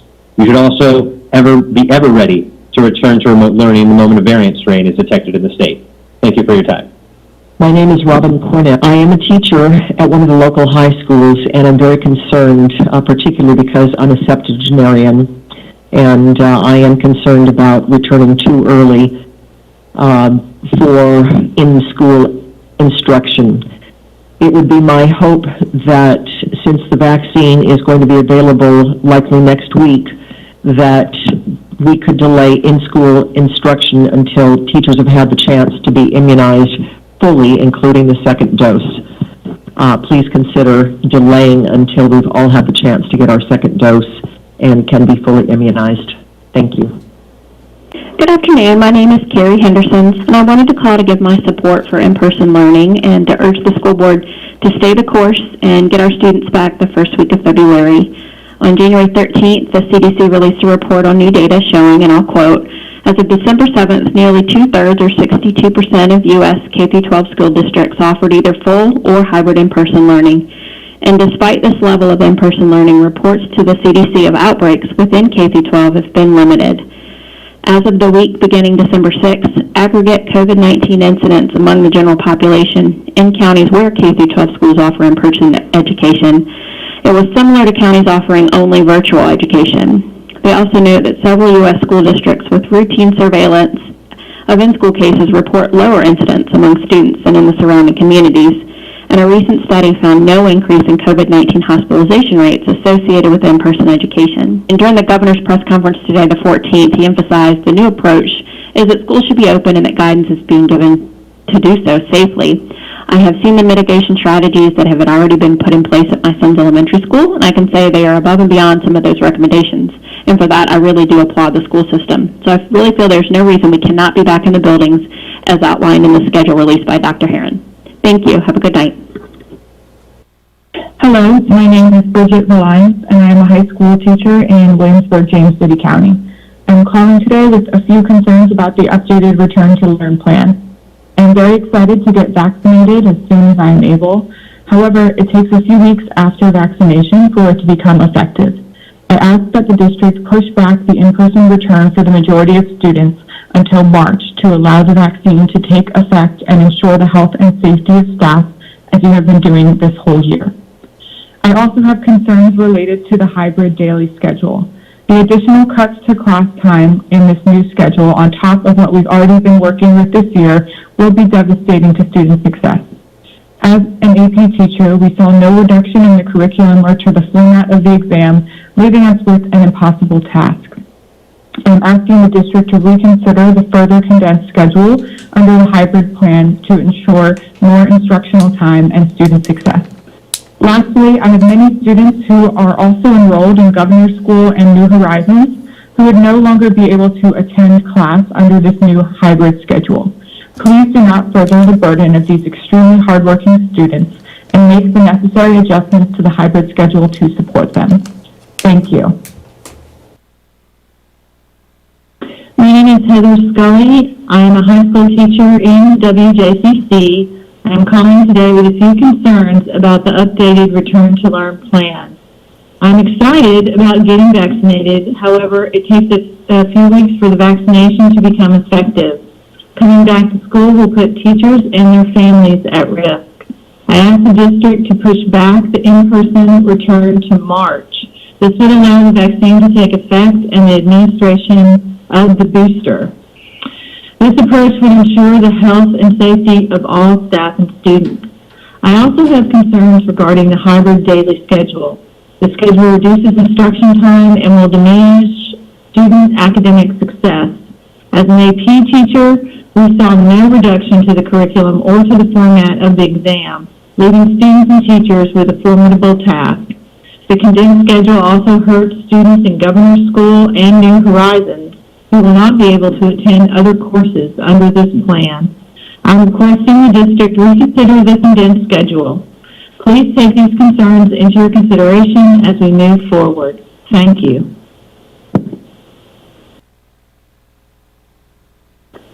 Hi, my name is Juliana Smith. I teach at Hornsby Middle School. And we just desperately want to get back into the classroom, but however, I'm concerned about the timing of returning. I know we're going to be getting the vaccine soon, but it takes several days to take effect, and the first dose is not complete protection. It seems like we've all sacrificed for so long, and now we're kind of rushing to return when safety looks to be just a few more weeks away. Our numbers of COVID are higher than they were last spring and fall, and so I would like to see a delay in opening until mid to late February for all of our safety. Thank you. My name is Hunter Agate. I am the husband of a teacher in the county, and my wife has students coming back into the building on February 9th. And that is one day after the Super Bowl, and for the same reason that classes were not in person the week after winter break, I feel like this is a very similar cultural event that should be taken into account, that there are going to be people that are not going to be socially distanced. They're going to be going to parties. They're going to be around other people, and this could be another super spreader type event across the state and across the country. In addition to that, I don't know that it's a safe idea to have students back in the building at all right now. I know that the public libraries are closed in Williamsburg and WJCC because of the case numbers not going down after what everyone hoped the spike would have been after the holidays. I am in an at-risk category. You have said that there are plans for getting teachers the vaccination, but what about their family members that they go home to? If she gets the vaccine and I don't, and she still can carry it despite the fact that she won't have symptoms, I can still catch it. And that's not safe. That's not just me. I know that there are other family members at risk in the county, and I would ask that you reconsider sending students back. Gayla Baumgart. First, I would like to say thank you to the teachers for trying their best to stay positive no matter what. I'd like to thank Dr. Herron for the plan to return to in-person learning. We have seen these plans before, only for them to be canceled. How likely is it that school is really going back in person on February 1st? Also, I would like to know what your plans are for remediation. Before the pandemic, it took me 5 months of consistent effort to get my son approved for just RTI level speech, which never ended up getting done because of COVID. There were issues before COVID. I can't tell you how many times I've heard since March for both my elementary kids, we'll do that when we come back in person. Now with us halfway into the school year, with no volunteers and a very stressed staff, what are your plans to help the kids get what they need and support the staff? I also have a concern about the virtual teachers having to be in the buildings when that would seem not the best thing to do right now with COVID the way it is for them to be in school buildings unnecessarily. Thank you so much for your time. Hi, my name is Ginger Chorsky. I'm calling in regards to the school board meeting. I would like to see the students go back to school, grades kindergarten all the way up to 12th grade. I understand we're in a pandemic, but the younger people have a greater chance of being asymptomatic or have mild symptoms. And so I think it's most important that the students go back to school. They need this academically, they need it mentally, and they need it socially. And I believe that it's good for the family so that if someone needs to work outside of the home, that they're able to do that without worrying about how to care for their child at home. And so I think it's utmost important that the kids go back to school. And if one cannot go back to school, then please make accommodations for them. Thank you so much for listening to me. Hi, my name is Claudia Kessel, and I would like to express my continued support for getting to Phase 4, full-time, in-person instruction for all students as soon as possible. I know that hybrid schedules are being rolled out in February, but I hope that WJCC moves to Path 4 soon after that in the spring. Based on Governor Northam's recent statements about shifting to an approach where students need to be in the classroom, and let's find a way to make this happen safely, how is the school board integrating this? The K through 3rd graders and special education students are the ones for whom virtual learning is least effective. There's very little, if any, education going on for those students virtually. Couldn't you at least prioritize getting those students back into the classroom full-time as soon as possible? The CDC recently released some research on its recommendations. A new CDC analysis found consistently lower COVID-19 incidence among young children, especially under 10, and they now recommend that K through 12 schools be the last setting to close and the first to reopen when they can do so safely. So what is your plan to do this? What is the timeline where you expect teachers to get vaccinated if they choose to? Once teachers have been vaccinated, to me there is no reason why all schools should not open up to full-time instruction for those who desire it. I hope this happens this spring and for sure 100% by September 2021. Hi, this is Christopher Waskey. I was calling to voice my support for return to in-person learning as is currently the plan over the next couple of weeks. A couple of points. First of all, I believe this conversation should be between the parents that chose the Pathways option and administration. The parents that had the option to keep their kids at home all year have had that option, and if you chose that option, that's fine, but there should not be part in this, the rest of this discussion. You have the option to keep your child home all year if that's what you feel is appropriate, and so let those of us who want our kids to return in-person learning to have this discussion with the administration. Second of all, there's a lot of talk about keeping our kids safe. The statistics from the CDC show that this virus is not a threat to children. As of today, there were 168 deaths of children between the ages of 5 and 17 out of 1.5 million cases. That's like 1 in 1,000% chance. That's just not something that we should be shutting down the entire school for. I understand teachers' concern as well, but I just find it hard to believe that They are not going into public. They're not going to the grocery store or to Target or Walmart or any of these other places that they're going to come in contact with many more people than the children in their classrooms. I also don't feel that the people work. This is Mike Hatfield. I'm calling to encourage the school board and the school administration to strive for equity, not simply equal opportunity, as you make important decisions at tomorrow's board meeting and in the future. Please take a moment to read the 2020 Equity Report, carefully researched and written by the Village Initiative. It's not lengthy and is available on the website at villagewjcc.org. The report documents the disparity that results from treating each of our students equally. Some of our children simply need more support in order to fulfill their educational potential. How do you do that? Well, for starters, you don't spread support equally across the school district. Instead, you assign more staff and resources to classrooms in schools like Lafayette High School that serve a greater proportion of economically disadvantaged students, English language learners, and students of color. We owe it to our students, to our faculty and administration, to our community to make our schools the best they can be for the benefit of all. Put our resources where they are most needed. That's what a business leader would do. That's what a military commander would do. And I contend that's what the schools should do too. Put our resources where they are most needed. Thank you. Good morning. My name is Anita Singh, and I'm calling as a member of the Village team, and I'm calling to voice my support for evidence-based approaches to school reopenings. I join my colleagues in urging you to continue this approach with the priorities of keeping our teachers, our staff, and our students safe, and prioritizing the needs of our most vulnerable students. Return to in-person school now would be a huge mistake. We have to let the health departments ramp up vaccine distribution before schools can safely reopen. Teachers and staff deserve a safe workplace, and we must prioritize the safety of all of WJCC teachers, staff, and students in these difficult times. Thank you for your time and for taking my comment today.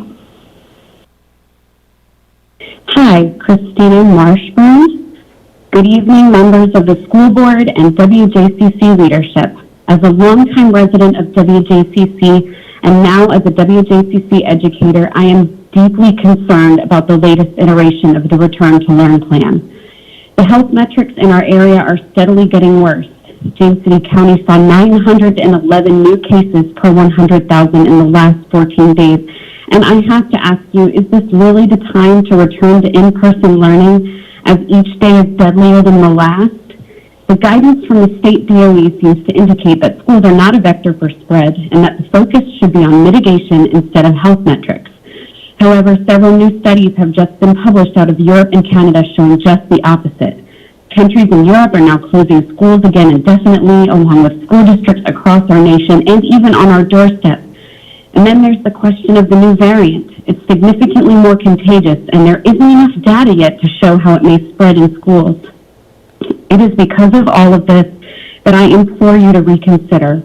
While returning to school is everyone's goal and desire, it's not worth it if it means playing roulette with human life. Just this weekend, my good friend and a fellow Lafayette High School grad lost her father to COVID. Your students, your teachers, and your Good evening. My name is Rachel Lenihan, and I'm a WJCC teacher. I'm calling to encourage Dr. Heron and the school board to continue remote learning for all students and to allow teachers to work remotely. Cases, again, are at an all-time high, and sending people to school buildings is a risk we should not take within our community, as it only encourages transmission and continuing this upward trend. Please continue remote learning until the data shows safer levels of cases and we are out of the red, which was initially a qualifier for remote learning. Thank you for your time. My name is Tori Apstat. I am calling to express my disappointment with the school division's decision to require teachers and staff to return to school buildings before students return. Teachers and staff should only be in buildings when necessary so that we can all do our part to limit the spread of COVID-19. I sent a thorough email to Dr. Heron and Mr. Kelly explaining the importance of teachers and staff being allowed to telework when possible. The response I received from Mr. Kelly did not address my concerns, which was, again, disappointing. I ask that you demonstrate that you trust and value your staff and that you recognize the importance of consistency for your students by allowing teachers and staff to telework as they are able, especially when students are not in the building. Thank you. Good evening. I'm a parent of a daughter at Clover Baker Elementary, and I'm imploring Dr. Heron and the school board to take action to get our students back into the classrooms now. It's long been communicated by the WHO, CDC, the American College of Pediatrics, as well as local and national health leaders that schools pose a low risk for the spread of COVID-19 in the community, and children are unlikely to be a major driver in transmission of the virus. That is what the data and experts are telling. So if you claim to be a data-driven school district, then our students should and must be returned to in-person learning as soon as possible. I'm perplexed that neighboring and surrounding school districts have found a way to achieve in-person learning with minimal adverse effect, and WJCC schools cannot. I'll draw your attention to Hanover County, located just to the west of us. It's a suburban district not unlike our own, with very similar COVID-19 transmission rates in their community. However, Hanover has been able to offer full in-person learning to its students since the start of the school year, with nearly 64% of Hanover students taking advantage of that offer, and that number continues to grow. School staff anxiety, fear, and district staffing issues should not be barriers to our students receiving the proper education that they deserve and that our tax dollars facilitate. With nearly 11 months of dealing with this pandemic and the resulting academic losses our students have had to endure, the school board and administration should have long been able to execute the in-person learning model with continuity. This district can do better, and you who direct its path must do better. Chairman Galaxy, I'm sure you guys are dealing with a number of emails as is, but I find myself once again contacting you on concerns. How is it that schools are reopening just as the libraries, an essential community service, shuts down, yet the risk assessment is unchanged in our community and schools continue to reopen? The risk has changed higher and higher, and those risks are being ignored by the school board as well as communities, parents, and other officials. You state that the risk raises, so do the precautions for us going back. So as of right now, we have moderate to severe risk for every angle that is being watched by officials. I have to ask, though, what happens when a student dies? How long will it be handled for the classmates and for the teachers who lose one of their own? Will final wishes be handled and the costs covered by the district? There are final expenses that a lot of the students' families cannot afford. Williamsburg has a fair amount of low-income students, and these families are unable to take care of their children, much less send them to their hospital. We have parents complaining about kids falling behind, but I have to ask, what are they falling behind on? Our expectations of them? There's no finish line for where our children should be at 18. We just want our children and our teachers alive. Hi there, my name is Faith Phillips. I am actually a teacher in Williamsburg and a parent of a student in Williamsburg. And I have some very real concerns about us returning to the building. Yesterday, on Sunday, there were nearly 10,000 new cases in Virginia. A total of 9,914 new cases reported statewide, which is an increase of more than 3,000 from the previous record, which was the day before. Prior to this weekend, the highest day was 5,800. So it's almost doubling on a daily basis. And I know for a fact that there are teachers that cannot get tested for 7 to 10 days because all the testing sites are overrun with people trying to get tested. As a matter of fact, one person I know went to get tested over the weekend and they had shut down the testing site because they had a COVID incident and they didn't have anybody to work it. So I don't know why we think it's okay to risk even one person's life by bringing everybody back into the building. Because, you know, everybody wants the kids to have a more normal life, and I agree. However, are those same parents willing to let their child be the one that gets sacrificed so that everybody else can have a... This is Ronald Morgan. My comment is that I understand there's going to be discussion about opening up school again in the James City County system. I would strongly urge that they not open anytime in the near future until the numbers go down to a safe number of COVID infections. I strongly believe that having kids back in schools, no matter what efforts you try, whatever they may be, will not be sufficient to keep from spreading the virus further unnecessarily. And especially to the teachers, the families of the kids, on and on. Everybody take a pause. It's okay. We're going to have a limited school year. That's how it goes. Let everybody get safe first, vaccinated. Then everybody go back to school and have a grand next year. Thank you. Goodbye. Hi, my name is Rachel Stratton. I have two kids in the school district. I have a son who's in Toronto Middle School and a daughter who's at JV Layton. I feel that the schools need to remain closed and the students need to remain virtual for the remainder of the school year. I understand that there are a lot of parents who feel that due to their work situation and to their kids struggling, that it is imperative for the schools to reopen. However, it has been shown in our area, the schools that have tried to reopen, that it's just not realistic right now. And with the cases so high, I just think that it would be not beneficial for the kids to be going back just to have the schools closed, to be sent home, and the whole back and forth. I just don't think it's beneficial for the kids at all. I think it would be more beneficial for them to have the stability of just being virtual the rest of the year, and the grades and the grading just being a pass or a fail instead of a grade, or the grades being worked around, understanding that a lot of kids are not doing well this year virtually. And then I think next year should just start fresh with the kids returning to school. I think also the parents that are pushing to have the schools reopen, a lot of them are going to be. This is Fran Linehan. My wife is a WJCC teacher. I'm calling to ask Dr. Heron and the board to reconsider their plan to reopen the schools and to please allow teachers to work remotely. Our case numbers in our county are at an all-time high, and I'm concerned for her safety as well as the safety of all the teachers and staff.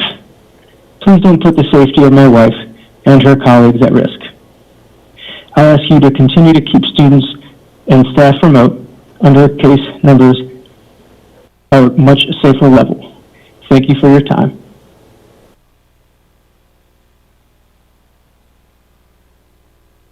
Yeah, that's all the public comment that was presented for this evening. I appreciate all the members of the public who presented tonight and who called in, and we thank you for your input, and we thank you for your comments, and we do appreciate that. As you can tell, there's a lot of different opinions out there and a lot of differing thoughts about the direction, so we will navigate through this as best we can.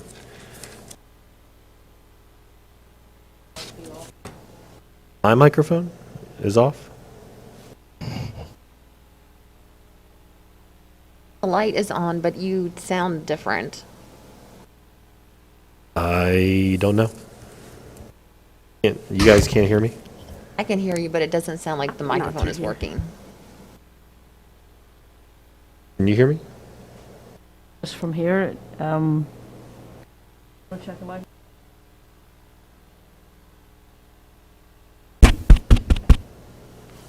Hello? Hear that. Everybody could hear that, right? Yeah. Okay. Okay. That's good. All right. Okay, so we'll move on to the consent agenda. Item 7.01, approval of minutes from January 5th, 21. 7.02, personnel actions. 7.03, resolution R221, African American History Month. Resolution R321, Career and Technical Education Month. And 7.04, resolution R421, National School Counseling Week. Is there a motion to approve the consent agenda as presented? Chair, I move that we approve the consent agenda as presented. Thank you, Mrs. Owenby. Is there a second? Second. Second, Mrs. Young. Ms. Robinson? Ms. Ownby? Aye. Ms. Young? Aye. Dr. Beers? Aye. Ms. Cook? Aye. Mr. Dowell? Aye. Ms. Hummel? Aye. Mr. Kelly? Aye, thank you. That takes us to 8.01, Return to Learn, Forward WJCC Schools 2020-2021. Dr. Heron? Thank you, Mr. Kelly. This evening we have another presentation on Return to Learn WJCC Schools Forward. Mr. Keever is going to take us through that presentation and introduce our special guest this evening. Mr. Chair, school board members, Dr. Herron. This evening we join you for another presentation on Return to Learn. I wanted to start by talking briefly about what we are attempting to cover this evening. I want to spend just a couple brief moments talking about the revised interim guidance for K-12 school reopening that was released on Thursday afternoon by the Governor's Office, VDH, and the Virginia Department of Education. We then want to welcome two of our local experts who are serving on the Health Advisory Action Team to provide an update for the board this evening. Wanted to then have some information shared with the board around Path 3, the blended learning model for our secondary schools. Dr. Worley will join us via Zoom for that. I will spend a couple minutes reviewing the WJCC dashboard and reminding both the board and the public of our updated timeline as we move to Path 3. We'll finish up with an opportunity for discussion and questions. On the screen before you, you will see three graphics that are closely associated with the revised information, the interim guidance released by the Governor's Office, VDH, and the Virginia Department of Education on Thursday afternoon. This evening in our comments from the public, we heard references to that guidance, and I think it's important to note that the guidance is really driven by 6 guiding principles. And those guiding principles are provided at the bottom of the slide and talk about prioritizing in-person young learners, supporting in-person learning, looking for a focus on, excuse me, my eyes are not helping me. Putting education first, excuse me, looking at mitigation and reimagining the opportunity and being innovative in education. But then there are also 5 specific steps that are outlined in the guidance that should be, thanks Dr. Herron, there are 5 specific steps that are outlined in the guidance that schools and school divisions and communities must use as they work through that process. You will hear a little bit more about that from our experts, Dr. Powell and Dr. Dolan, in just a couple minutes. One of the pieces that I think we should point out is that while the guidance suggests that it is generally considered safe to return students to school, that you cannot ignore the data associated with community transmission, that you must look at a holistic picture when it comes to bringing students back in for in-person learning. We feel like we've done that. We will continue to do that, and I wanted to bring that forward as the guidance was talked about this evening, and I think becomes a central feature as school divisions look to return to learn. We are pleased, and we shared the idea of the Health Advisory Action Team with the board in our last meeting. We're pleased this evening that Dr. Carrie Dolan and Dr. Chris Powell will join us to provide the board with an update and cover some important pieces of the puzzle in terms of practice in our local community and across the nation. I'm going to turn it over to Dr. Dolan at this point, and she's going to be over on that side of the room. Dr. Powell will take my seat, and we'll get started with their presentation. So thank you very much for having us and allowing us the opportunity to talk to you tonight. I am going to tell you a little bit, so if you want to go to the next slide, I'm going to tell you a little bit about who we are and what we've learned based on the data and science. We're going to highlight some recent policy changes, and then we will wrap it up with our conclusion. So I'm Carrie Dolan. I am an epidemiologist. I have my master's in epidemiology from Tulane and Johns Hopkins, and I'm an assistant professor of health sciences at William & Mary. So equally important in my academic background is I'm a parent of a James River Elementary School student, and then I also went to Williamsburg, James City County Public Schools from kindergarten through 12th grade. So that's a little about me. I'm going to turn it over to Chris to tell you about herself, and then I'll pick it back up again. Okay, great. Thanks, Carrie. and thank you again for having me also tonight to come speak to y'all.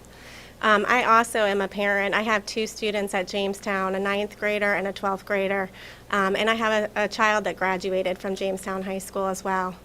I am a pediatrician. I work at Pediatric Associates of Williamsburg. I've been there for 17 years now. Our office is a part of the CHKD hospital system, but I'm also serving on our American Academy of Pediatrics Virginia chapter as the vice president.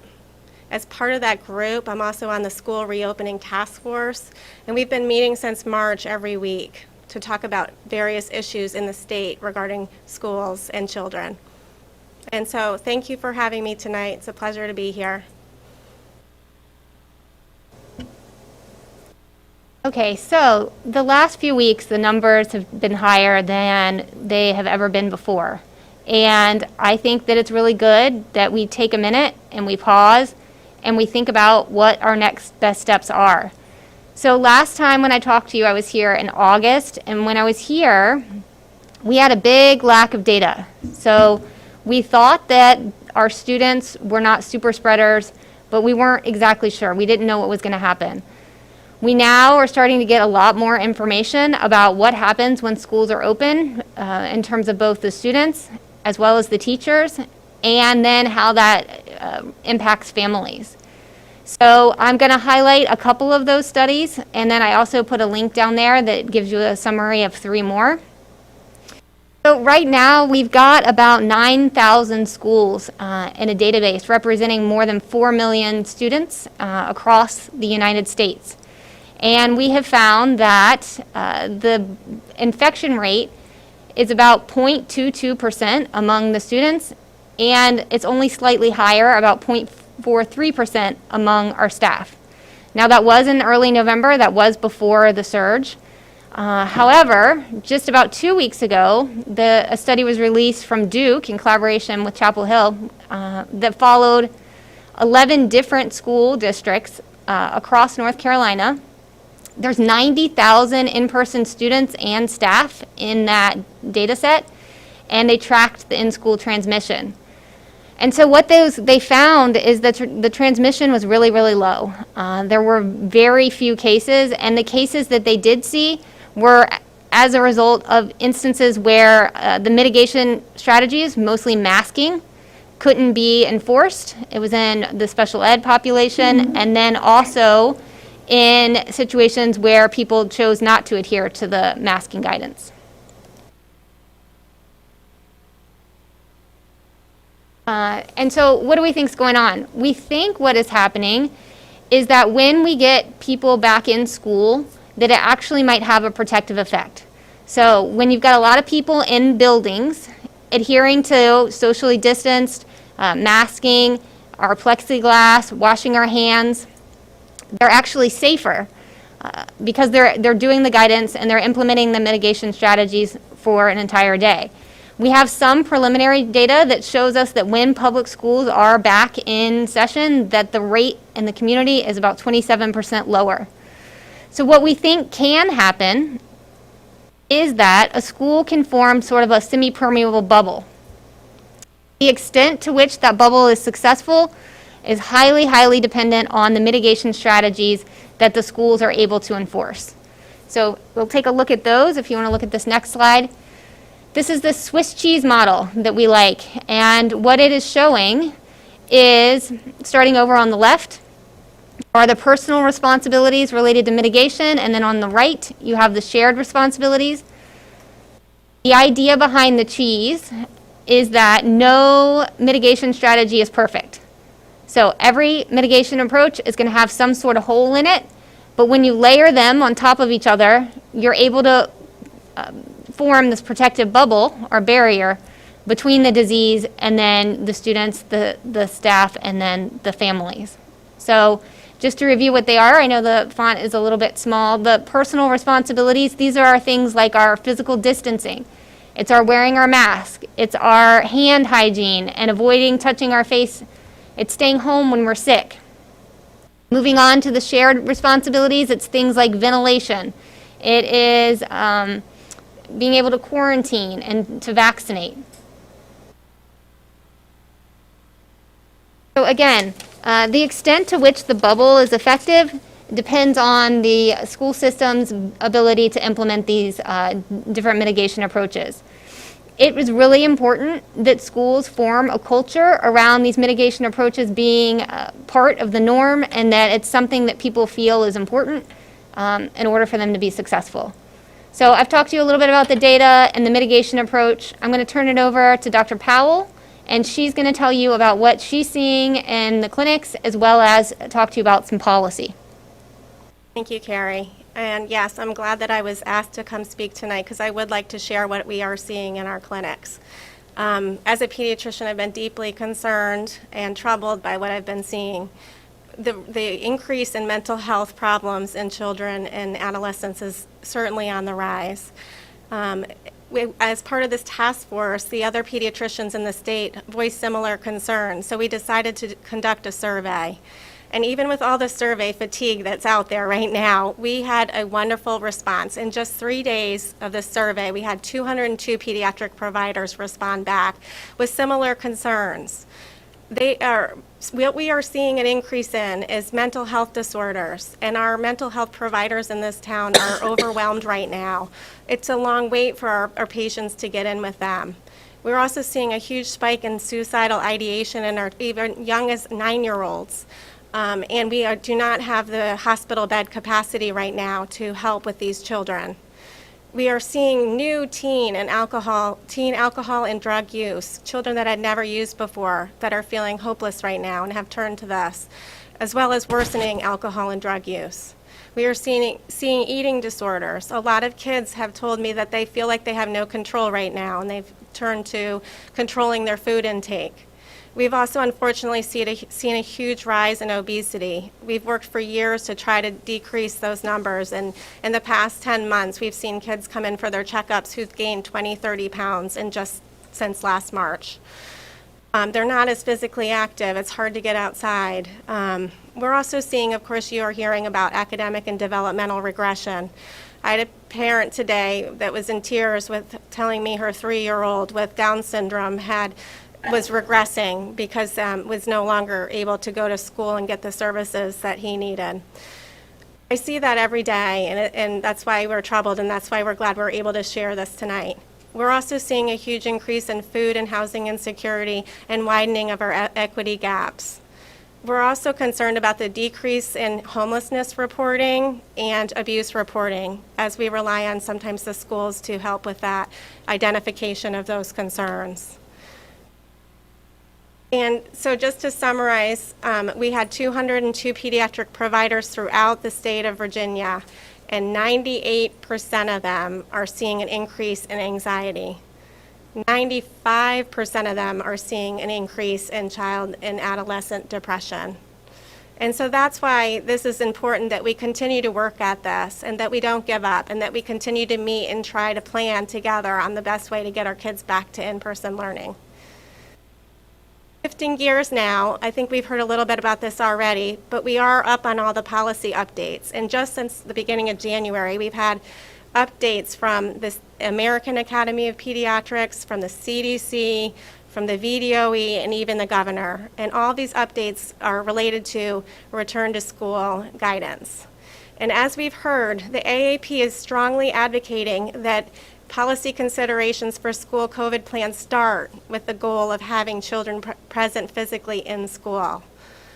We want to, of course, emphasize our mitigation. How can we improve that? What do we need to do? That's of utmost importance. We need to look at the transmission rates, both nationally and what other schools are finding that are open, and also when we open, what our transmission rates are, and how to improve on our mitigation. And we also need to consider what we just discussed, the risks of not having in-person classes. We need everyone to know that we consider schools are essential, and that it's, even though this is a super emotional topic, that we need to use science and data to drive our decision making. So as we saw this earlier, there's the steps in returning to education from the Virginia Department of Education. And yes, the level of community transmission is still critically important, and we're going to continue to look at that as number 3. But number 1 is to look at our mitigation. How's it working? What can we do to improve on it? What can we learn from other schools that are open? And number 2 is to look at the level of school impact. That is a number that we will not be able to get until we get our kids back into school, because that's looking at transmission rates within the school and through the use of contact tracing. We'll also, as part of that, look at student absenteeism and also staff capacity. Number 3, we know about that. Those are our case incidents and test positivity, as well as our secondary indicators.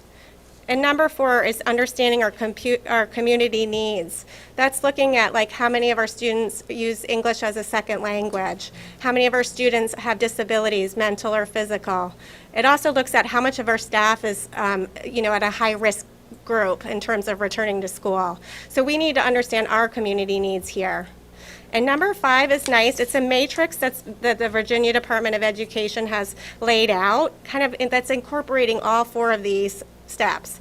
So currently, just to let you know where we are, if you look at the matrix, which you can refer to the VDOE guidelines, we're in our highest level of community transmission right now.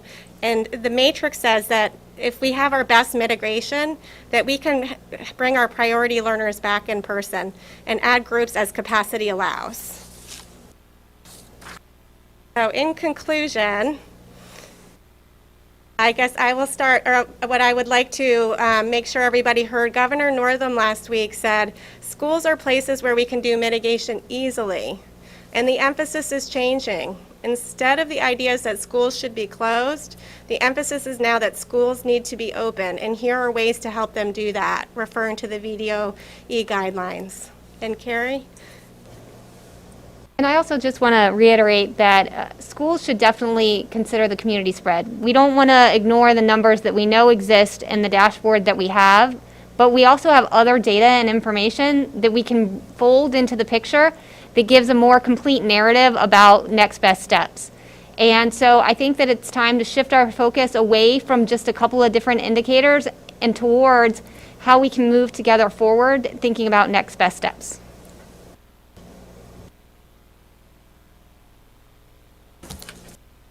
Thank you.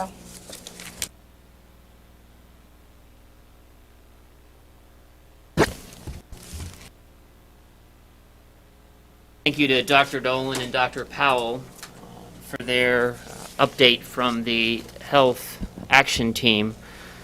In thinking about our next steps and thinking about bringing learners back into the classroom, I know and we know that there have been some questions around the secondary instructional model, and wanted to give Dr. Worley some time to be able to share specifics with the board and community around that. I believe she is with us via Zoom, so let's see if we can get her into the conversation. Good evening. Can everyone hear me okay? Yes. Did you all hear me? Yes. Okay. Thank you, Mr. Keever. Good evening, Mr. Chair, Dr. Heron, and members of the board. With the transition to Path 3, our middle and high schools will welcome students back in groups by grade level to in-person learning days, 2 days per week. On February 22nd, grades 6 and 12 will return to in-person learning, and on March 1st, grades 7, 9, and 11 will return to in-person learning, and finally on March 8th, grades 8 and 10 will return.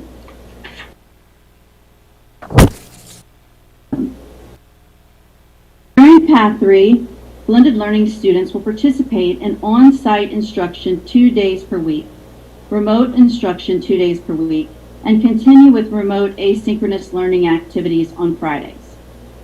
On-site attendance days for students will be determined by the student's last name.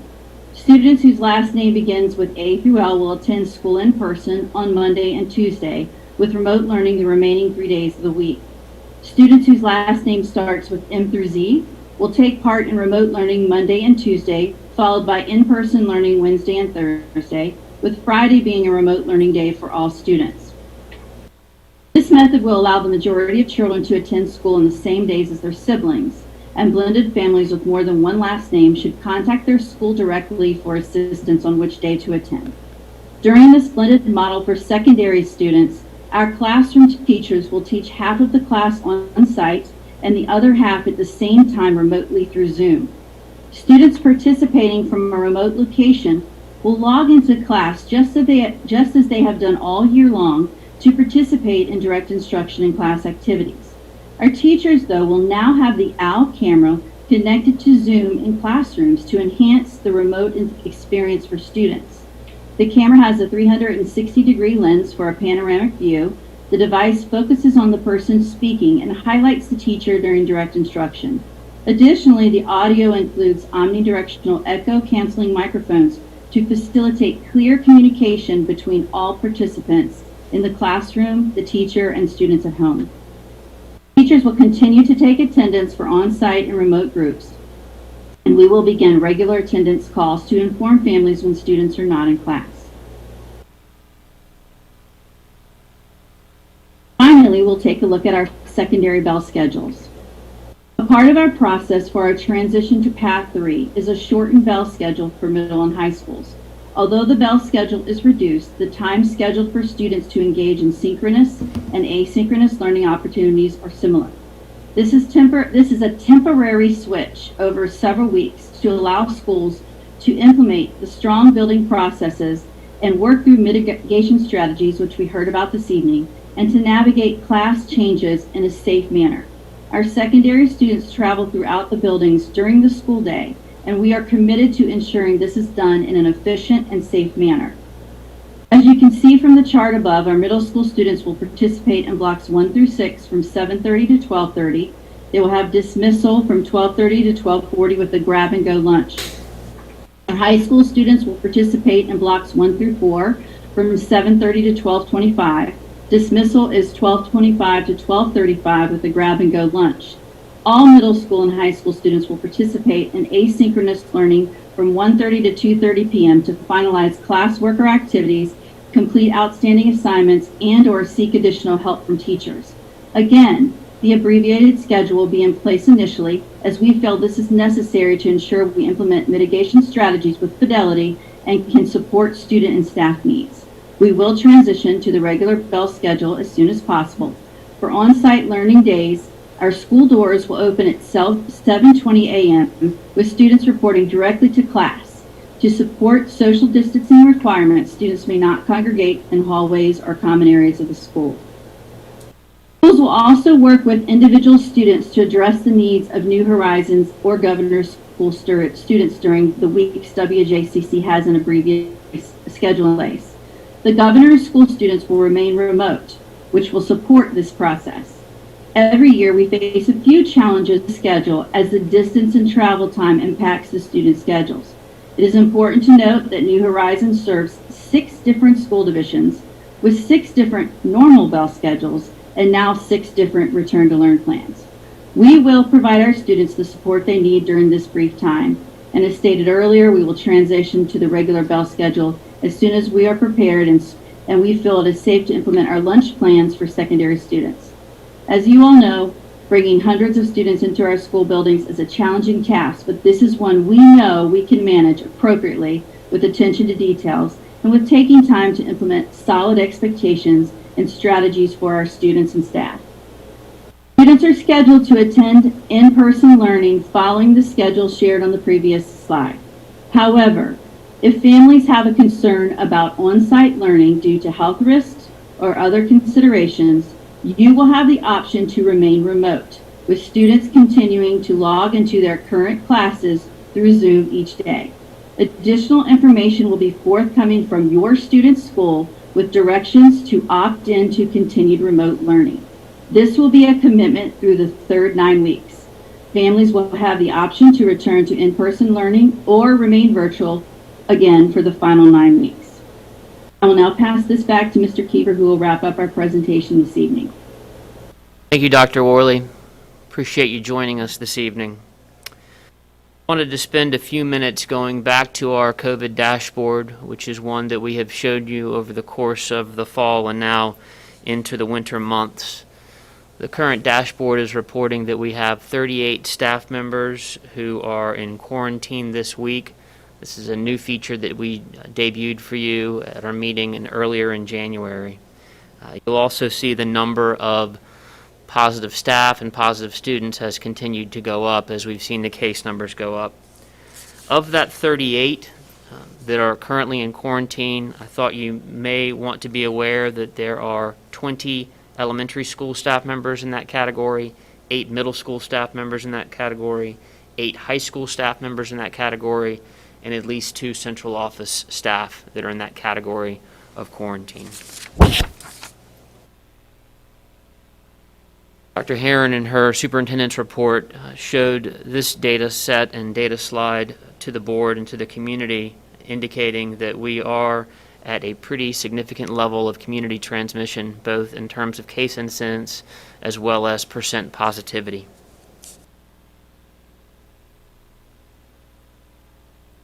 As of today in the eastern region, the case burden number sits at 80. The cases have been increasing for a significant number of days. The positivity rate, however, has begun to drop just a bit over the last few days, down to 17.9. It has not met the threshold to be decreasing, so it's considered to be fluctuating. It's still at 17.9, however. Here's the 14-day case incident COVID map that we have shown to the board over the course of the last several months. If we had pulled yesterday's map or the map from Sunday, you might have seen Williamsburg with an orange. Williamsburg went back into the red today, so the entire Commonwealth of Virginia is in the red category in terms of being at the highest risk in terms of the 14-day case incidence. This is a graphic that we shared with the board in our last meeting, and it's a graphic I just want to explain in a little bit more detail. It's one that we circulate as members of the senior leadership team, and it takes into consideration the new cases per 100,000. It takes into consideration where that fits in terms of the CDC level of risk. It also covers the percent positivity. As we've shared with the board over the course of the last couple of months, we have also developed our own 90-10 metric. It's a combined metric when we look at case incidents. That's the dark gray column there, and then how that lines up with the CDC guidance in terms of highest or higher rate. And in the far right-hand column would be the percent change in new cases during the last 7 days versus the previous 7 days. And this is one of the secondary core indicators available on the CDC school metrics page, and wanted to show you that in the early part of last week, that number was trending in a more favorable pattern. And quite frankly, when I saw that data from last week, I was hopeful that we would start to see some drop in case burden and positivity. Unfortunately, it didn't hold true, and we've gone back in the other direction.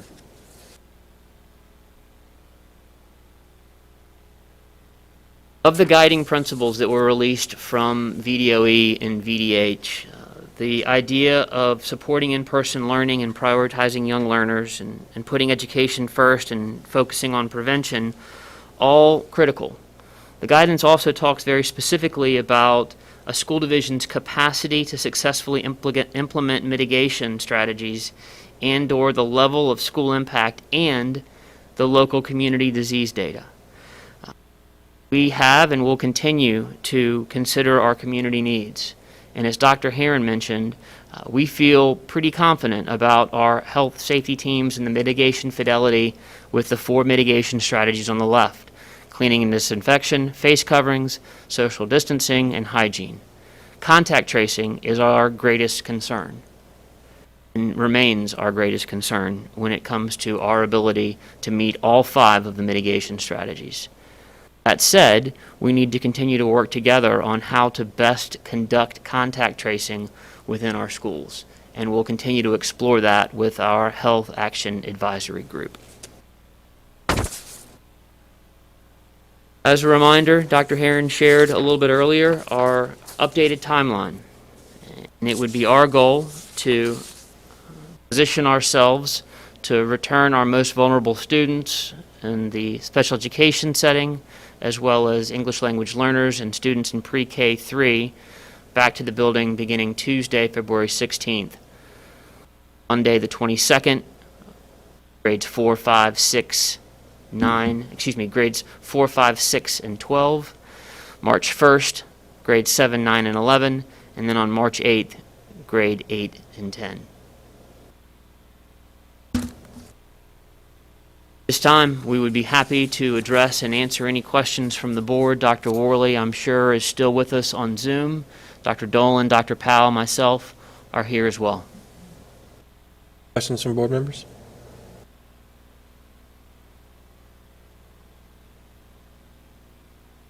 Anybody? Lisa. This question is for Dr. Worley. Can you hear me, Dr. Worley? Yes, ma'am, I'm here. So just going back to the secondary schedule, you mentioned that it's compressed, and will be that way for a while until we get in, I guess, in a mitigation mode and understand that we're able to do all the things that we need to do. So will we evaluate that at a certain point, and will it go back to the regular bell schedule, which is like 7 to 2 something?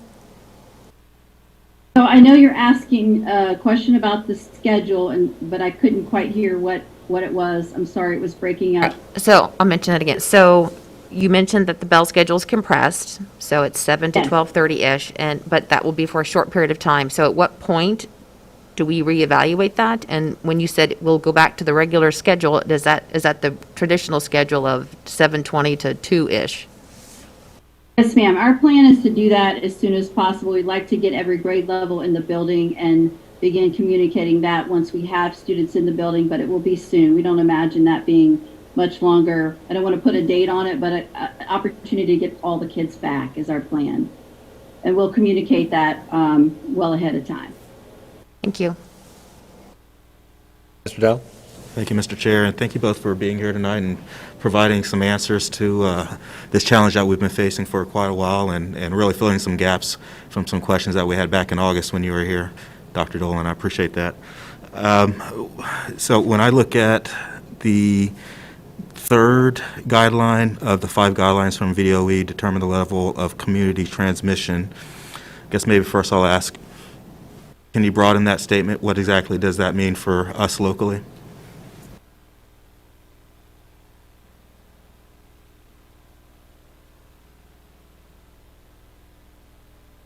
So number 3 is still looking at the case incidence that we've been looking at and the test positivity, as well as the secondary indicators.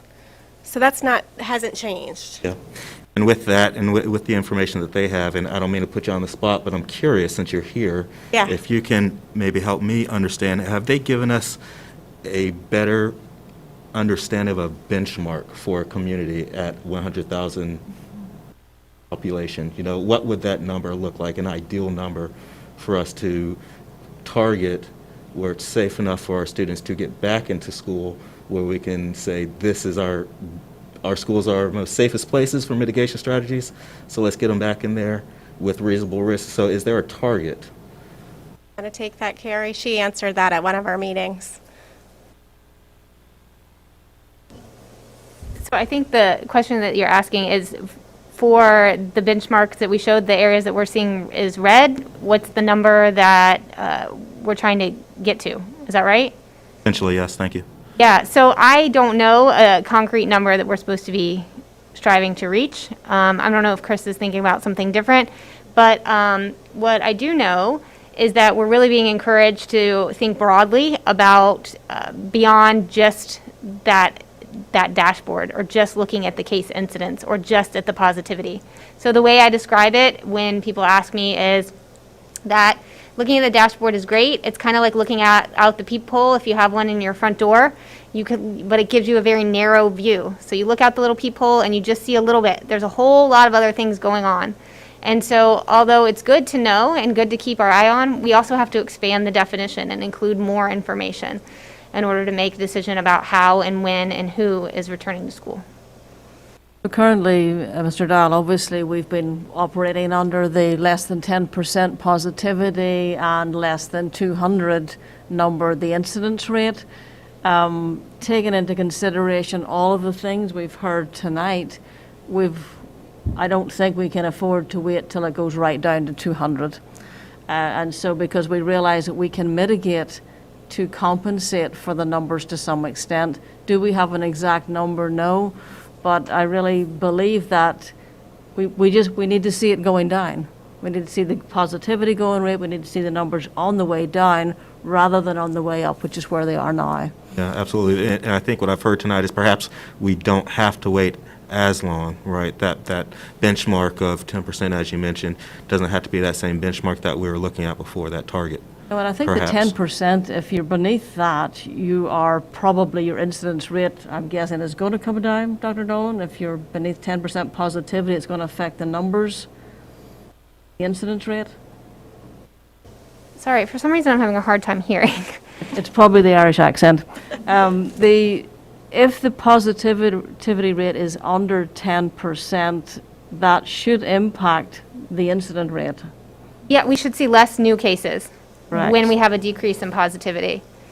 So we need to keep watching that, because I think once that drops beneath 10%, then we're going to be on a downward trend rather than an upward trend, which is where we are now. And looking at all of these other factors and our concerns about students that have been so well expressed tonight, I think we've got to look at all of this differently moving forward, and I think it's important to do that. And I appreciate both of you being here and filling in those gaps for us. I appreciate that very much. Mrs. Cook? Thank you, Mr. Chair. I have a lot of questions, but I'll try not to ask all of them because otherwise we'd be here a very, very long time. So I guess one of the things that I've been struggling with since the beginning of the pandemic is the tension between the needs of individual students versus the institutional needs of the division. And so with that in mind, I guess I have some questions about the tension between, so we've decided and announced today that basically we're not going back in person for essentially a month. Is that correct, Dr. Herron? I believe the timeline has been adjusted by about 3 weeks from what we had out there. I will say, if the data were to go downwards and pretty significantly and stay there, there's no reason why we wouldn't reconsider the new timeline and move it up again. Okay, so that could possibly change. It could go either way. One of the things that I have been thinking about in terms of the needs for children and for the division is the idea around consistency. So if we go back in person, but then we're going back at virtual and back in person. So I guess my question, I think, is for you, Dr. Powell, in terms of, you talked eloquently about the mental health issues around students right now. Could you talk about the impact of consistency on that, and is going in and out of school, could that further anxiety and depression? And then also, we know that kids are struggling right now. Does a few more weeks make that worse, and if so, how much? And then also, when we get kids back, we know they're going to be struggling with their behavioral health needs. It's not like a switch. You don't just, when they get back, it doesn't all of a sudden get better. So could you just talk about that a little bit, those issues, please? Sure. I think that, families that have chosen the path to return to school have to have considered this. They should have had a conversation about that they're going to need to pivot at any time. And even the guidelines say that. Plans to return to school should not be, we're going to return for 3 months. They should be very short. We're going to try this for 2 weeks. It's in the VDOE guidelines, actually. So having short-term goals is the best way to go forward with this. And the families that have chosen that pathway, they should be well aware that they may need to pivot at any time. They, in a day's notice, you may have to return everybody back to home, and they would have to resume remote learning.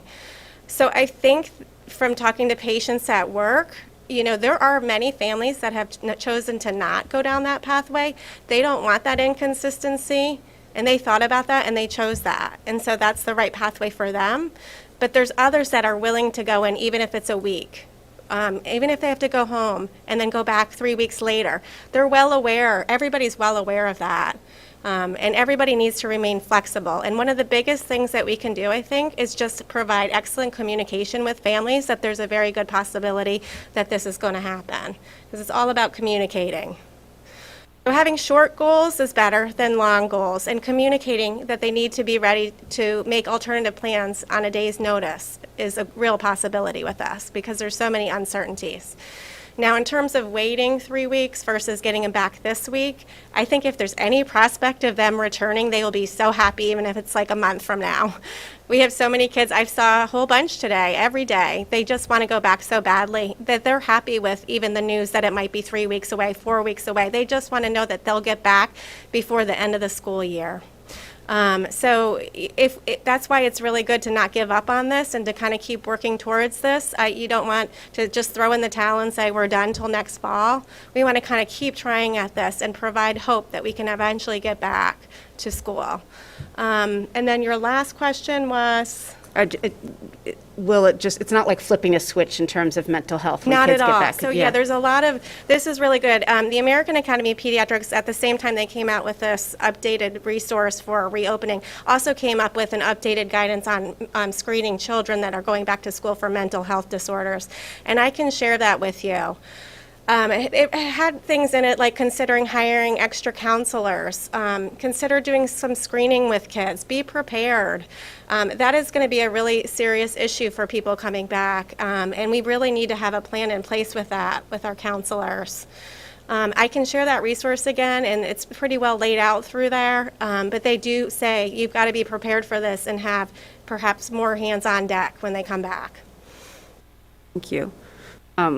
And another question I have, again, that tension between sort of the needs of individuals versus institutions is that, you know, one of the things I think that makes WJCC unique right now is that we really are not experiencing teacher shortages, and compared to other, you know, our neighbors who are struggling to meet the academic needs of the kids because they don't have enough qualified teachers to teach the classes. And so, you know, and I think one of the things that impacts some of what we heard tonight is the cheese, right? The Swiss cheese. And, you know, our community isn't, you know, making, you know, very cheesy choices right now, which is why our community spread is so high. So if I'm someone who is being asked to go back into the building and I see this community spread so high and I can read that schools may not contribute to that, that's fairly high level, you know, kind of that high level data. You know, how can you speak to that issue of how do I know I can go back and be safe? Because I don't want this school division to suffer teacher shortages because of fear of being safe in their work environment. So can you speak to that? Because we heard some comments. So if you could talk to that. Definitely. So first, I think it's important to acknowledge that the safety of everyone who's in the school is important. So not just the students, but also the faculty, the staff, the people that come in and volunteer on a regular basis. We're trying to create a safe environment for everybody. And so we're considering that when we're making these recommendations, and then when we're also talking about that. So also when I came in August, we still didn't know a lot about what mitigation strategies actually worked and which ones to implement and which ones not. I don't know if you remember last summer, but a lot of us were spraying down our groceries, leaving them out in the garage. We were doing all kinds of different things. We were obsessively wiping down things. I was following my son around with a Clorox wipe, you know, lots of stuff. We've learned a lot more from data and science about which mitigation strategies actually work. This masking and the distancing, it really can make a difference. And so I think there's an education component. We can talk about just how much more safe you are if you adhere to the mitigation guidelines versus if you don't. I also have talked quite a bit with Dr. Heron about the importance of creating cultures within schools where these mitigation approaches are the norm and where these norms are valued and considered incredibly important. I think there's an opportunity to do some really cool things around like schools designing masks, or, you know, having like people from the community do like little announcements about I wear my mask here, or all kinds of different things to build camaraderie and kind of like team spirit, sort of like spirit weeks around mitigation, and make it fun and interesting. I have a lot of confidence that we could put things in place that would create a safe environment for our teachers. And then again, remember that we do have the data that shows that when the teachers are in the classrooms, the spread is very, very low. It's 0.47% when these mitigation strategies are adhered to. Thank you. And I just thank you both for being here. I forgot to say that. I apologize. And then I think Dr. Well, I just want to express just a little bit of frustration. I think these decisions would be so much easier if we had a more robust public health infrastructure in place around testing, in particular contact tracing. You mentioned that in your presentation. And, you know, I hope earlier on in the pandemic, I asked specifically about whether we, as a school division, could implement some sort of testing and tracing system ourselves, and that wasn't in the cards. But I'm hoping that we can somehow make improve the tracing situation so that we can follow the VDOE guidelines and get our kids back in as soon as it's safe to do so. And then I guess I have just a question about the vaccine rollout. Dr. Herron, I don't know if you're in a position to talk about that, but I'm sure everybody is curious about it. I guess I have two questions. If you know anything about when we'll know when our staff can get vaccinated, and then also when that time comes, if we have any feedback, just for the community to be aware, how many of our staff, have said, yeah, I do want to get vaccinated. Out of our 1,700 staff, the latest number I had was 1,300 who were ready and willing to be vaccinated as soon as possible. Mr. Keever has actually been involved in a meeting today. We've had literally calls and meetings every day for the last week, trying to assess when exactly we'll be able to start vaccinating our teachers. Mr. Keever, do you want to speak to the most recent information? Some of it's not definitive. We can only say so much. We don't want to give false hope again, but certainly give us a quick update, please. Yes, ma'am. This afternoon, the Historic Triangle Group was together talking about a vaccination clinic that we hope to have in place in the next few days as a starting point, with a specific number of vaccines available to those in the 1B category for school division, city, and county. I'm a little hesitant to give you the exact number because I believe that's still being discussed. But within that, we are, as a school division, looking very specifically at how do we prioritize those staff members who may be sort of the first back working with students based on our timeline, and help put them in a position to go through that vaccine process. The other piece that I think that we see playing out across the Commonwealth is that relative to different health districts and different health departments, that each entity, each municipality, each group is trying to work within their own framework to get those vaccines to folks.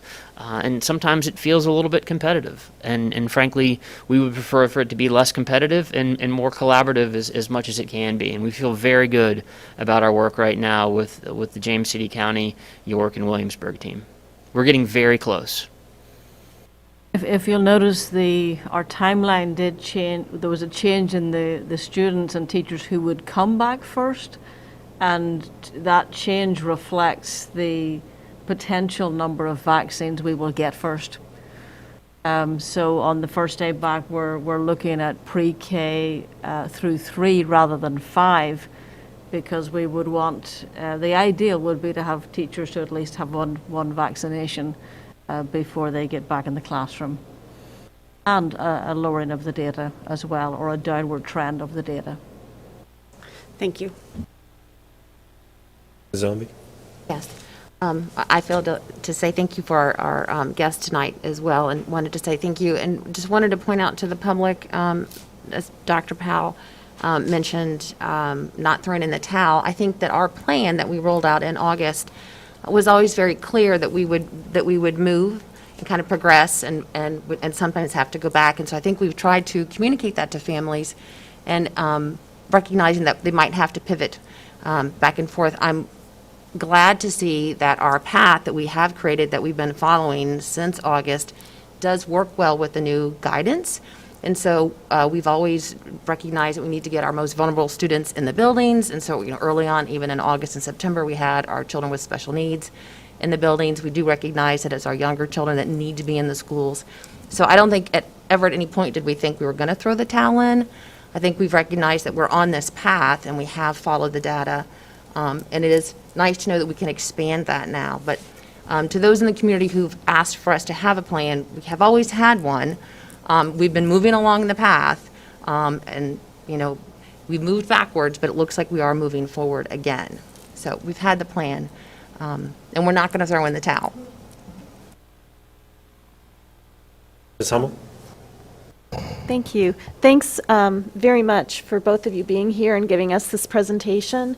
As we heard in the 72 minutes of comments, we are pretty much divided in this community between, there's definitely this tension between the very, very real need of parents to have their children back in school, and then this little bit of fear on some of the faculty and teachers and staff for their own health and safety. So the tension between these two equally important thoughts is the vaccination in my mind. I mean, that is, to me, once you get the vaccinations underway, then both those sides are coming together. The fear is going away, the ability to come into the schools and use our mitigation techniques without individual teachers being worried about their own safety. I think we're moving in the right direction. It's just, I think we need to ask for just a little more time and patience in our community to get us through the vaccination, at least the first dose of the vaccination. And I think this plan allows us to get there. And I just am really hopeful that the Peninsula Department of Health can work with whoever they need to work with to actually get these vaccinations started for our community. And then I just had one other question, and that is about is it called the B117 version, the very, very transmissible version of COVID? Have we had any studies in other countries about that, and how, I wondered if anyone could just speak about that, because I'm hearing that's coming, and it's coming hopefully after we have our vaccinations in place, but just if someone could talk about that. First, so I think we both can talk about it. We know that that new variant is more transmissible. There's different studies saying exactly how much more. There was a study that came out just this morning that showed that it's not more likely that kids get it. So that was good news. Before, we weren't quite sure, and it's one study. We need more before we have definitive answers, but it's looking like it's going in a good direction for the kids. And then also, like you said, we're really hopeful and optimistic that we'll be able to get people moving through a vaccination program and a vaccination schedule sooner rather than later. And Dr. Powell, do you have anything you want to add? There's been a lot of discussion about that in the medical community. Right now, the experts feel that the vaccine will be effective against these variants. The spike protein itself will still be responsive to the vaccine. The other thing is the big organizations like the AAP and the CDC are also discussing this variant, and they are not recommending any policy changes based on this variant. They still are saying that if mitigation works against one strain of coronavirus, it's going to work against another strain of coronavirus. But we'll continue to follow that. Okay, thank you. Ms. Young? Yes. One of the things I was thinking of is gone through a lot during the past several months, and one of the things that I heard tonight is some anxiety among teachers about once they receive the first vaccine, making sure that they are fully immunized, that the inoculation has taken effect, so that they can go back and work with kids. Is the date that was mentioned 2 weeks, is that accurate? Dr. Dolan, you want to take that one? Are you asking about the date for the vaccinations and when they're going to roll out? No, I am not asking that. I'm asking, one of the comments talked about that there needed to be some space between the time a vaccine was given and a period of time before the teachers had to work with students. Got it. I'm going to punt that one over to my clinical director over there. I can kind of address that two different ways. The vaccine, the Pfizer vaccine is two shots given 3 weeks apart. The Moderna one is 2 shots 4 weeks apart. After 1 dose, we're seeing reports of 55% protection. After 2 doses, 95% protection. And they think like it may take a couple weeks even after the second dose to get to that 95% protection. So we could be looking at 4 to 6 weeks realistically if we're going to wait for that. I do want to say that the governor spoke about that this week, and it may not be popular, but they are saying that schools can move forward with reopening without waiting for the vaccine. And it's not just the governor, the AAP and other organizations are saying the same thing. So although I know everybody would love that, I just want to make sure that that's not a rate limiting step for us. Absolutely, and I guess that was one of the things that I was thinking of during that earlier presentation when you were showing what the American Pediatric Academy Association, I don't know which one it is, was talking about all the things that are happening with kids, that the increase in obesity, depression, suicidal, and all of that. I mean, when does that, for me as a school board member, when does that outweigh the risk of COVID? I mean, because those are very dangerous symptoms, and we're talking about students coming back to school with mental health issues. Well, I mean, that is that is stunning. Can I respond to that? There's one study that shows that the risk of a child dying from COVID versus a risk of a child dying from suicide, it's 10 times the risk that they're going to die from suicide than from COVID. So that is a real concern. And I'm glad that we're able to talk about that tonight, and I hope that it continues to be in the conversations that are had and considerations moving forward. If I could just speak to the vaccine, it's really important information that even after the first dose of the vaccine, there's 55%. There's a barrier forming around teachers. It may not be 95, but with 55 and knowing that the other one is coming 3 weeks later and all of the mitigation and all of the things we're thinking about, I think there's room to move forward as soon as the vaccination is on the table for sure, even if it's just the first dose, because I do think we will have a level of protection that we certainly did not have before. And I don't know if medically that is sound. Do you want to speak to that as well, Dr. Powell? I agree with you fully. Yeah, what did you ask? Just, did that make sense from a medical perspective? I agree with you. Yeah, any bit of protection is good. We'll take what we can get. Absolutely. Thank you. Yes. And the other thing, I have a question for Dr. Herron. You've stated that 1,300 teachers have voluntarily said that they will take the vaccine. What about the other 400? Is there health issues that are mitigating their decision? Or is there concerns about the effectiveness of the vaccine? What are the concerns? Ms. Young, we haven't broken the 1,300 down by employee groups, I don't think.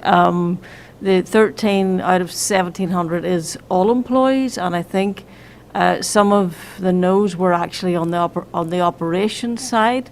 The majority of teachers are jumping for joy at the thought of getting a vaccination.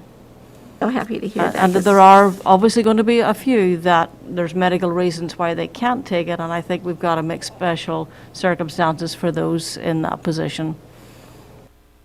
Okay, I'm just looking at this, and then I guess the only thing other question I had is we've talked about the necessity for being flexible, but I also saw the chart about anxiety and depression.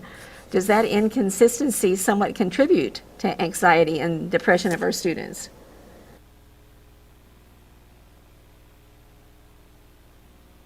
I understand that. Yeah, I think that is tough. But I also I've spoken to patients of mine and that are suffering from anxiety and depression, and the prospect of them going back even for 2 weeks is very exciting for them.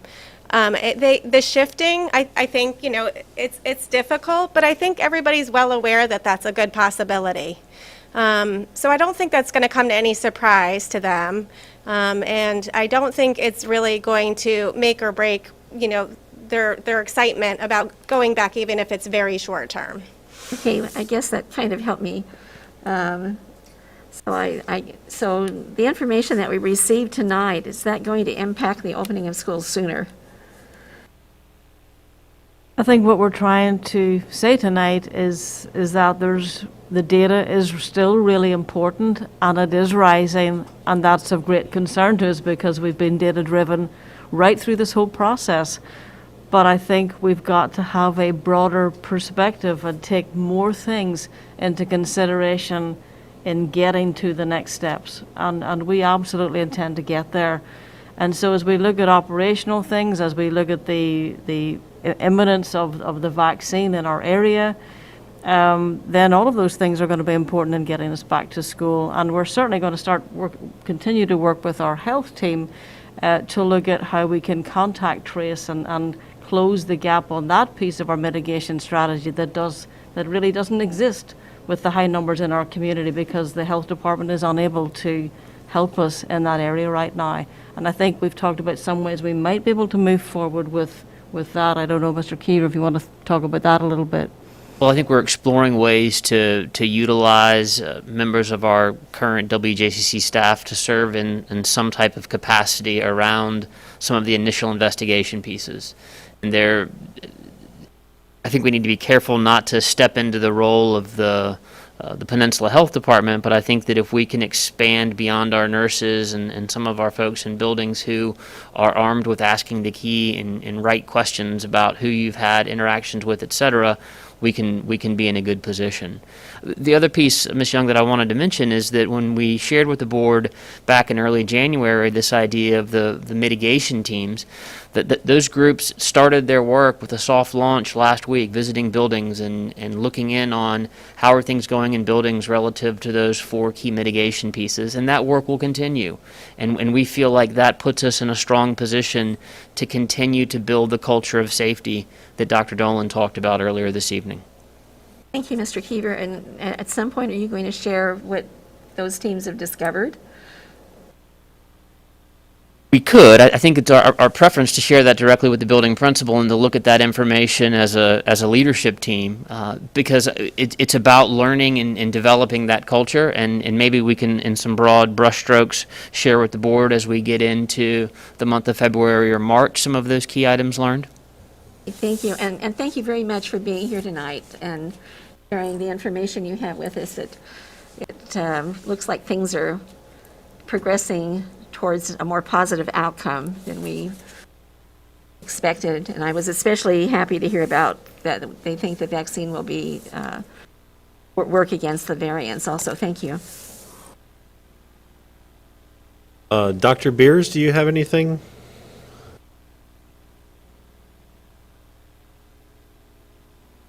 I'll take that as a no. Anybody have any other comments? So first of all, I'd like to thank both of you for being here tonight. I really appreciate the information and the perspective from some resident experts in the medical community. So there was a lot of compelling reasons given tonight about why we should be in school. The suicide data is quite disturbing, and that's just one piece of all those other pieces that we have. Yet today we announced that we weren't going to slip it a week or 2 weeks, or we slipped it 3 weeks. So can we give some succinct? This is the ABC reason why we decided to slip it 3 weeks versus 2 versus 1 versus going with the plan that we had. Probably 2 main reasons. One is the data continues to go up, and it's at the highest ever. community spread, which impacts our whole community and teachers and schools as well. And the second reason is the uncertainty about the vaccines and that first vaccine coming to teachers. We thought we would be further along, and if it starts to roll quickly and we can get there, then we will relook at the timeline. And with the potential of moving it to the left? To move it up rather than further away. So the negative to that is you have to give your teachers time to prepare so there's only so much time available. That would have to, those positive steps would have to be in a rather short term in order for us to move it to the left to allow teachers time to get ready.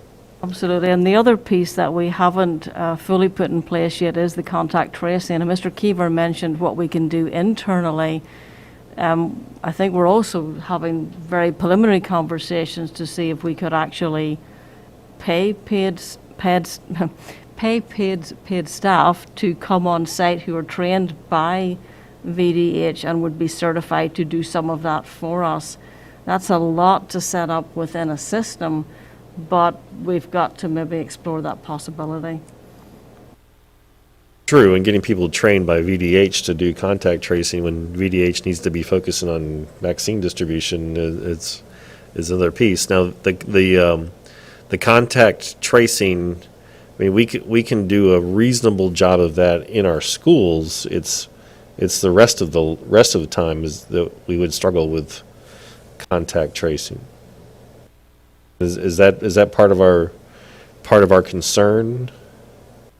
I would say that it is. I think that the way that the Department of Health initially described a school division's role is that you conduct an initial investigation and you gather information and add that information into their online portal.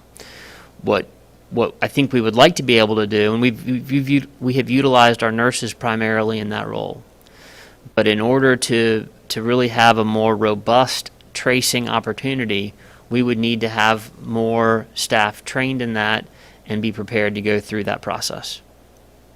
Gotcha. Because I mean, I really, even before tonight, but when you see the information presented on the reasons why we should be in school, I mean, I think we should really be working to get our kids and students in school as much as possible. It appears that when they're in the schools, they have better mitigations than when they're out of school because you have less spread in the school, and so that's a compelling reason, and just all the rest of the mental health issues and the rest of that I think that we should, and I believe that we are all there. We want our students in school, and we want them in school as quick as possible, and I just it's a little bit contrary to where we have all these reasons that we should be in school, and then we slip full 3 weeks versus 2. But it's really easy to Monday morning quarterback that. It's real easy to say on a macro level that the spread is acceptable and the number of deaths you're seeing is acceptable, and that's real easy to say if you're not the one charged with making that decision.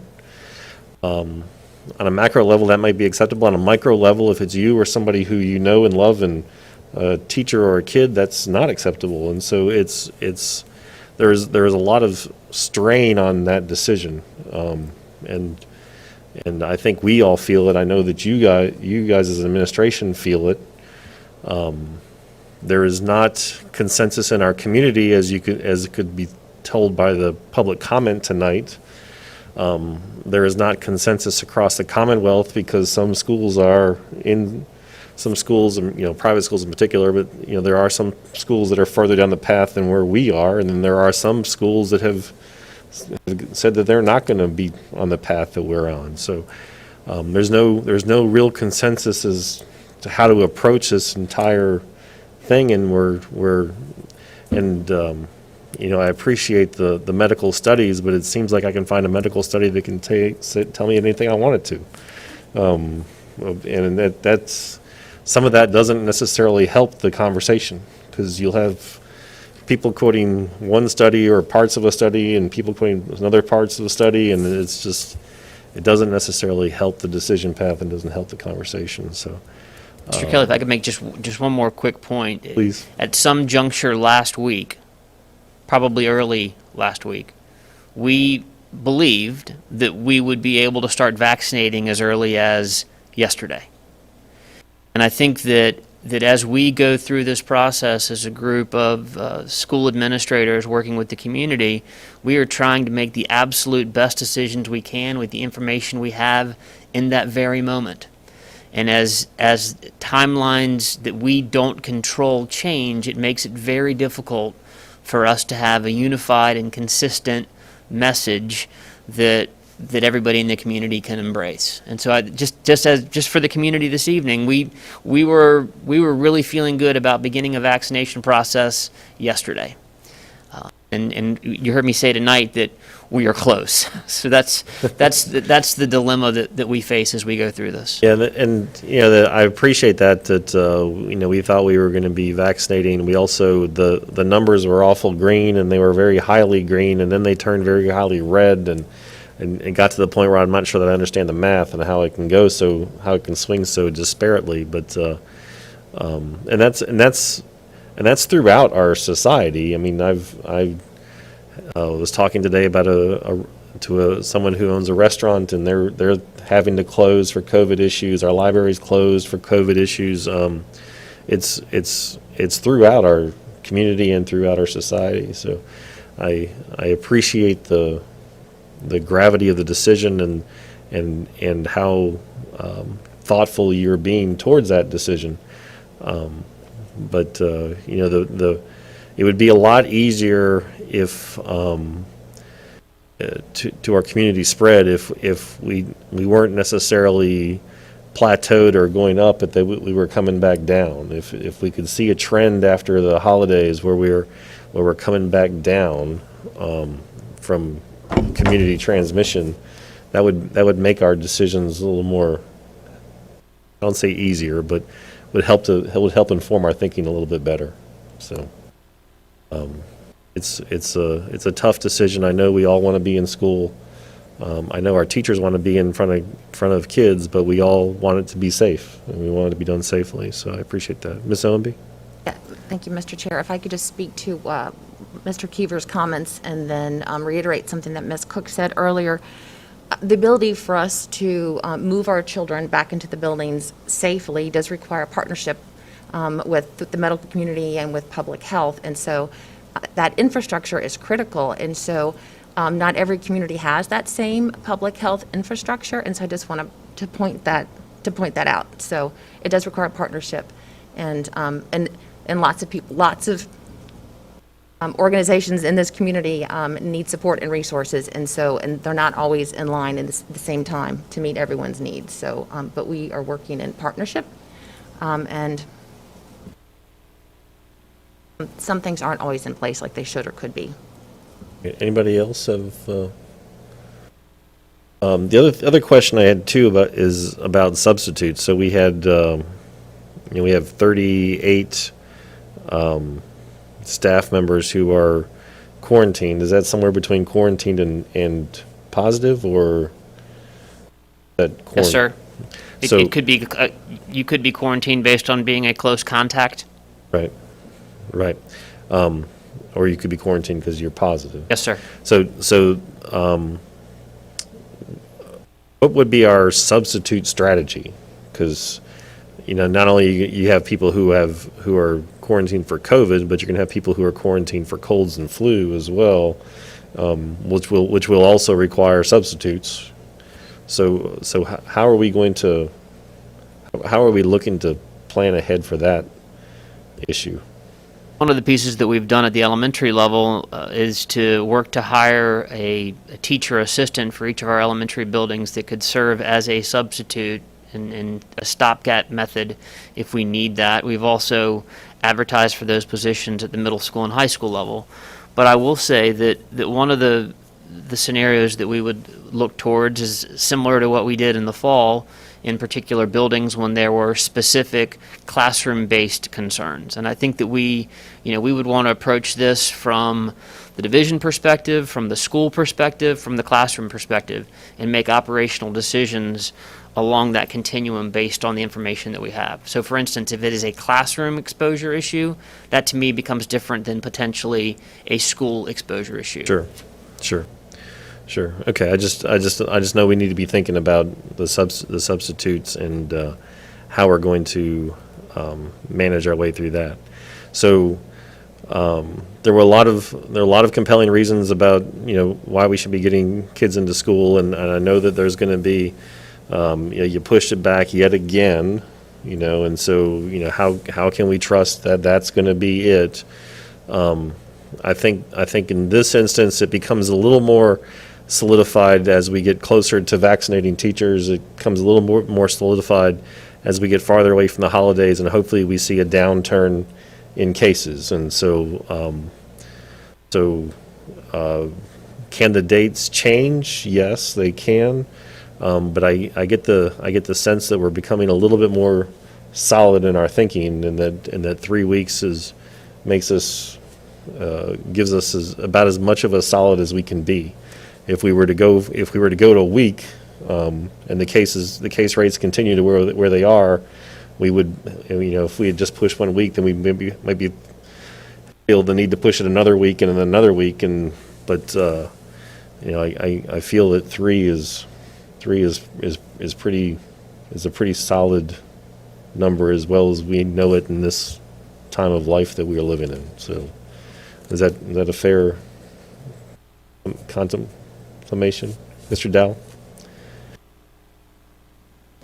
I was just going to say, one thing that Dr. Heron didn't explicitly state is that we monitor 13 different mathematical models looking at the projection of all of the dashboard indicators across the state of Virginia. And so looking at those models, they all show about 3 weeks is when we expect to see pretty consistent decrease in the indicators that she mentioned. And so that's also data that we didn't talk about tonight, but it's on the radar of our committee. No, I think it's important data, and I love a discussion that has a good Monte Carlo analysis in it. I think that's exceptional. Any other comments from board members? Once again, I thank you for coming tonight and presenting the information. It's really helpful, and I really appreciate it. So, I know the board does as well. So, thank you very much.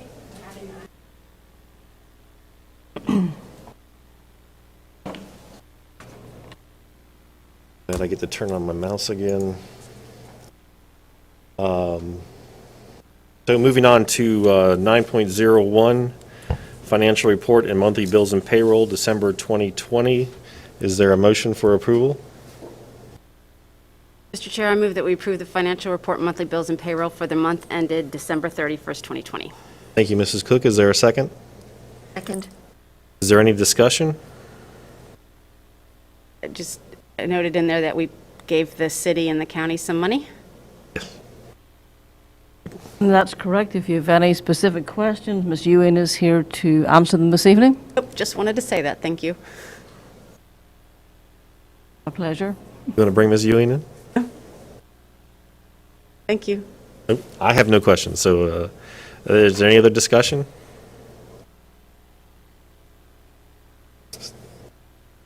Ms. Robinson? Ms. Cook. Aye. Mr. Dowell. Ms. Hummel. Aye. Ms. Omby. Aye. Ms. Young. Aye. Dr. Beers. Aye. Mr. Kelly. Aye. Thank you very much.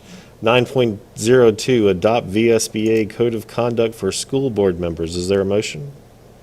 Chair, I move that we adopt the VSBA Code of Conduct for school board members. Thank you, Mrs. Young. Is there a second? Second. Who was the second? Ms. Owenby was the second. Is there any discussion of the VSBA Code of Conduct? Ms. Robinson? Ms. Young. Aye. Dr. Beers. Aye. Ms. Cook. Aye. Mr. Dowell. Aye. Ms. Hummel. Aye. Ms. Omby. Aye. Mr. Kelly. Aye. Thank you very much. That takes us to 9.03, approve amendment and extension of superintendent's contract. Is there a motion, Mr. Dowell? Mr. Chair, I do move that the school board approve amended contract effective January 2021 and extension of superintendent's contract to June 2025. Second. Okay, thank you. Is there a second? Second. Second, Mrs. Young.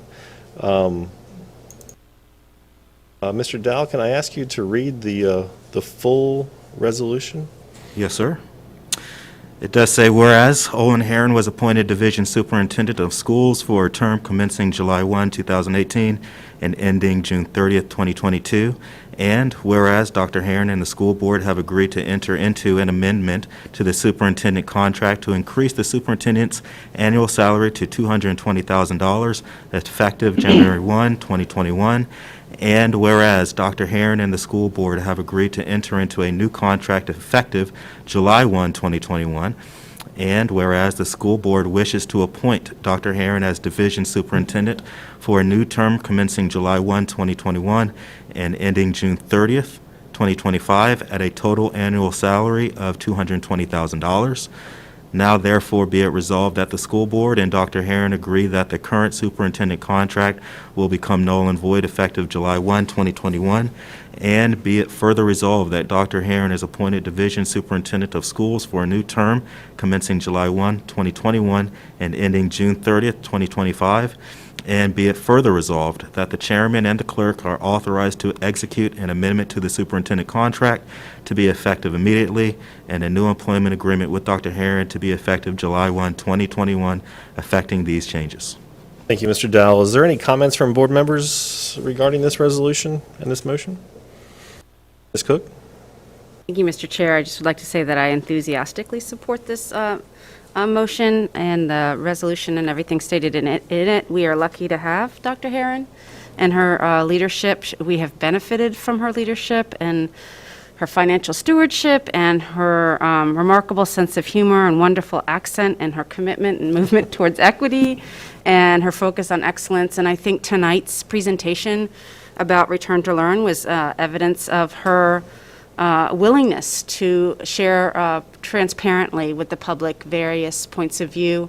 She's an incredibly open-minded, balanced thinker, and I'm very grateful to have her and looking forward to benefiting from her leadership for a few more years. Thank you. And her mom is great, too. Ms. Owenby? I concur with everything Ms. Cook just said. So do I. Okay. Thank you. I also appreciate Dr. Heron's leadership.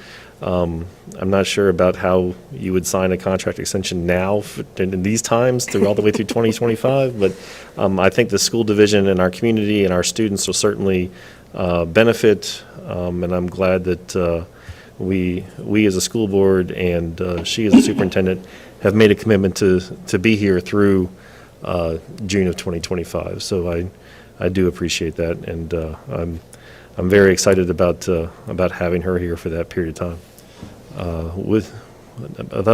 Without any other comment, Ms. Robinson? Mr. Dowell? Aye. Ms. Hummel? Aye. Ms. Ownby? Aye. Ms. Young? Aye. Dr. Beers? Aye. Ms. Cook? Aye. Mr. Kelly? Aye, thank you very much. That takes us to 9.04, approve temporarily waive part of policy EB, school crisis management and medical response plan. Is there a motion? Chair, I move that we approve temporarily waive part of policy EB, school crisis management and medical response plan. Is there a second? Thank you, Mr. Dowell. Is there a second? Second. Thank you, Ms. Hummel. Any discussion? The last time we discussed this, we talked about putting an end date on this, but we decided not to. Is that, can someone refresh my memory? Mr. Snipes may be on Zoom tonight. Dr. Heron, Okay. I believe we added it in the language of the rationale, Ms. Cook. Till we return to school, I believe is what it said, instead of saying through the school year, but until we return to school. Conversation.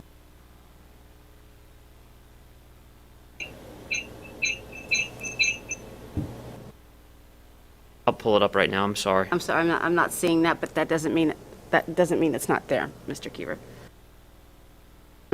Do we need to put that in the motion or not? If there was a change of language that we didn't get into the policy, then we should approve it with the change of language, and our apologies for that if it didn't get in there.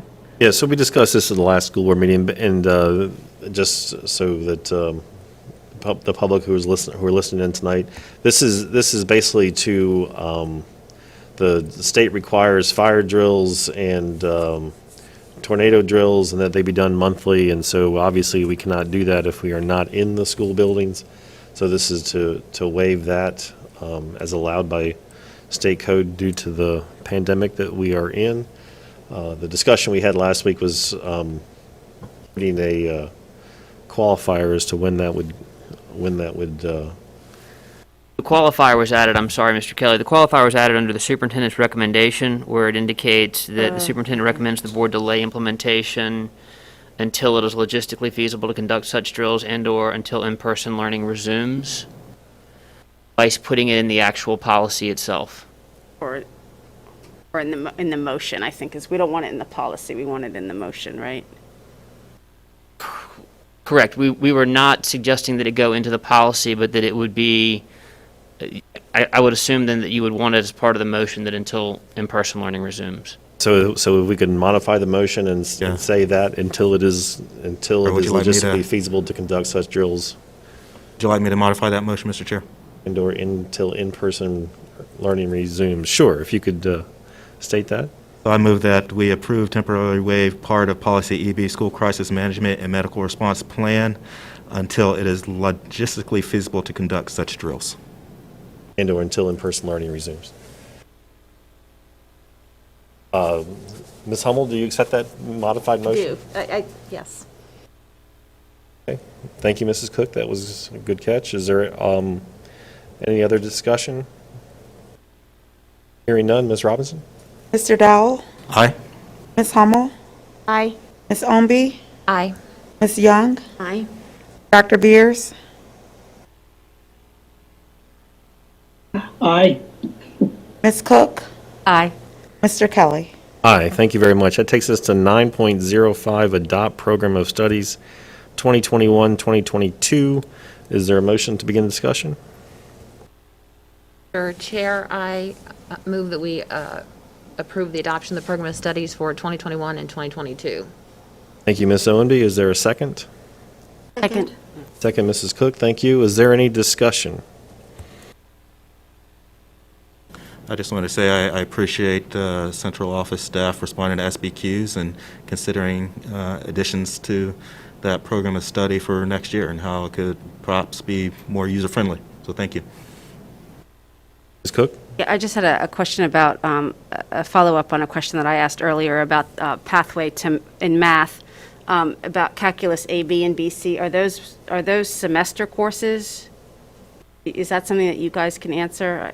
I believe Dr. Worley is on Zoom this evening, or Ms. Walters, to address the question.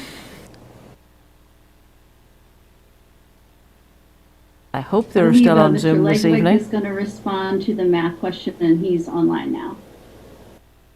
Thank you. Good evening. The AP Calculus A, B, and BC are typically offered on a year-long schedule, but it's up to the building's scheduling to determine how that runs.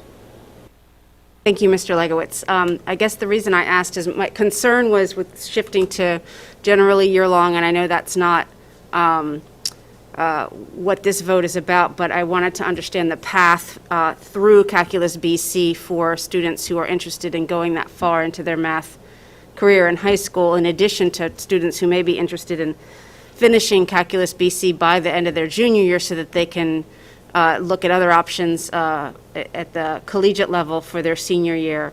And so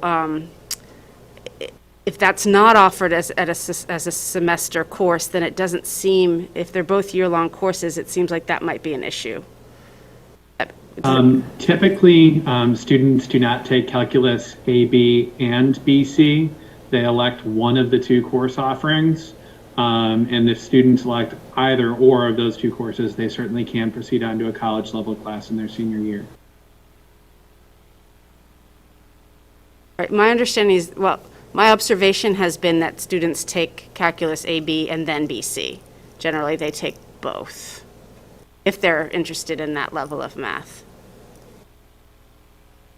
Anyway, I'm willing to support this, but I'd like some more clarity around the math progression. You can get clarification from our coordinator of mathematics for sure on that. Okay, thank you. And then in general, at some point, Dr. Heron, I know you weren't interested, you weren't able or wanting to make a presentation because you gave such in-depth information at the last meeting, but at some point I would like to understand the connection between the presentation that was given to us earlier in the spring that resulted in the change to year-long and how it connects to this program of study. So I would like to understand that, and so that I understand what's coming next, right? We can certainly do that at a future board meeting. Thank you. Any other comments? Dr. Beers, do you have any comments?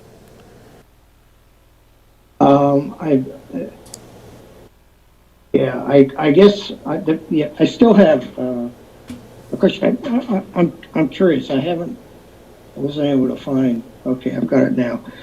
I made some suggestions at our last meeting about some changes, very minor, I thought, to reduce the confusion that students or parents would have. Were any of those adopted or not?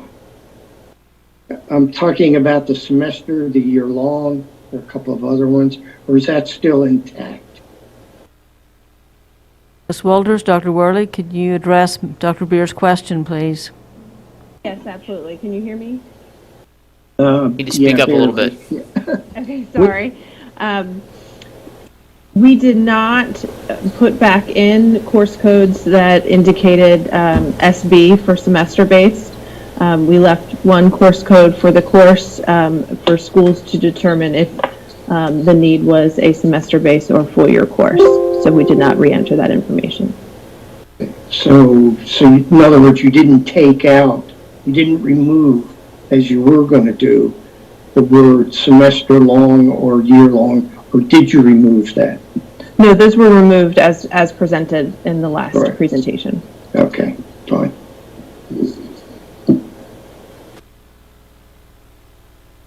I would just like to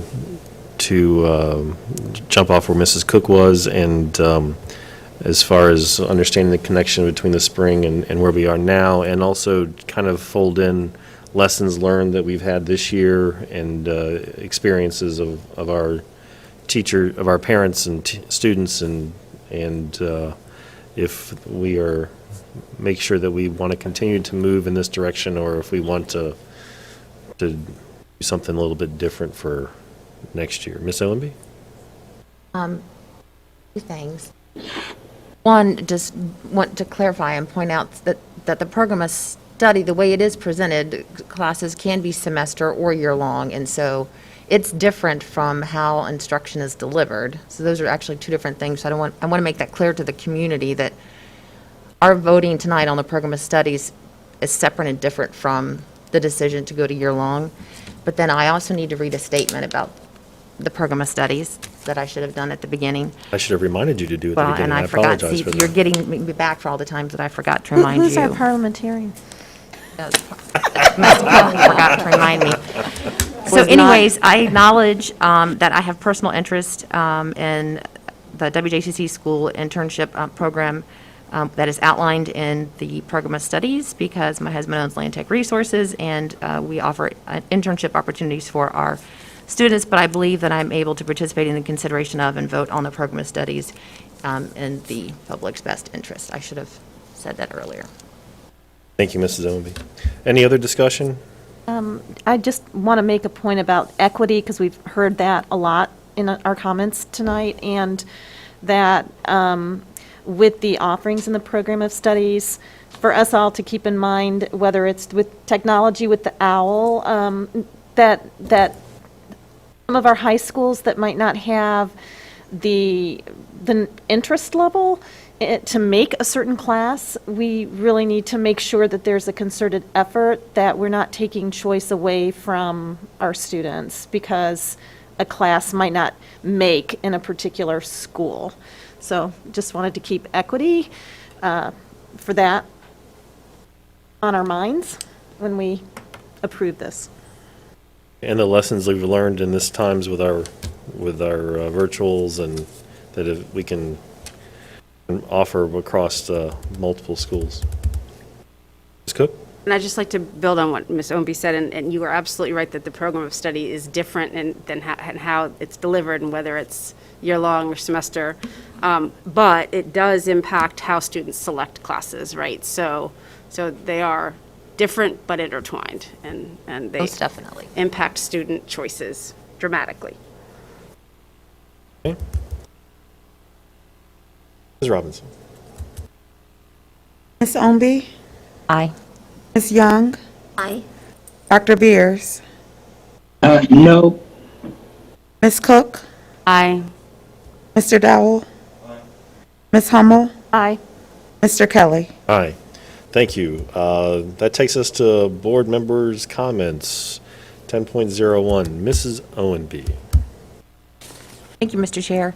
I would like to thank all of our community members for calling in tonight, and I'm glad we were able to have folks who called in at the last meeting to be heard tonight. We do appreciate everyone's thoughts and feedback, and I kept my little tick marks here, and the community is, as Ms. Hummel stated, split about 50-50, with wanting students to go back immediately and with others saying, we need the vaccine, we need to make sure we have more mitigation in place. And I just want to stress to the community, I know it's frustrating, and as I've said before, I'm a mom with 2 high school kids, I get it. Want everyone to know that we have worked really hard and that we do have a plan in place, and we thank our community partners, our medical team who is providing input, and we have new guidance to follow. We're not taking the easy way out. This is not easy by any stretch of the imagination. It is not. I just need to make that clear. And so many of our teachers have gone above and beyond. They have not abandoned our students. It's not ideal for a lot of students, but learning is taking place. Schools are not closed by any stretch of the imagination. Students are taking tests. They are learning. There's new content. It's being delivered differently, and we hope that we can make it look more normal. More normal is going to be an evolving process. We don't know what it's going to look like in the next few months or even weeks. So I just ask the community to bear with us, hang in there a little bit longer. I think we can see light at the end of the tunnel, and we just need to be able to continue to work with our community partners to make that happen. So thanks again. Continue to give us your feedback. We desperately want to hear it. And so in that vein, we have been listening to our parents and our students. We've been listening to feedback all along. So that voice definitely is there, and it's not silent. So thank you. Ms. Hummel?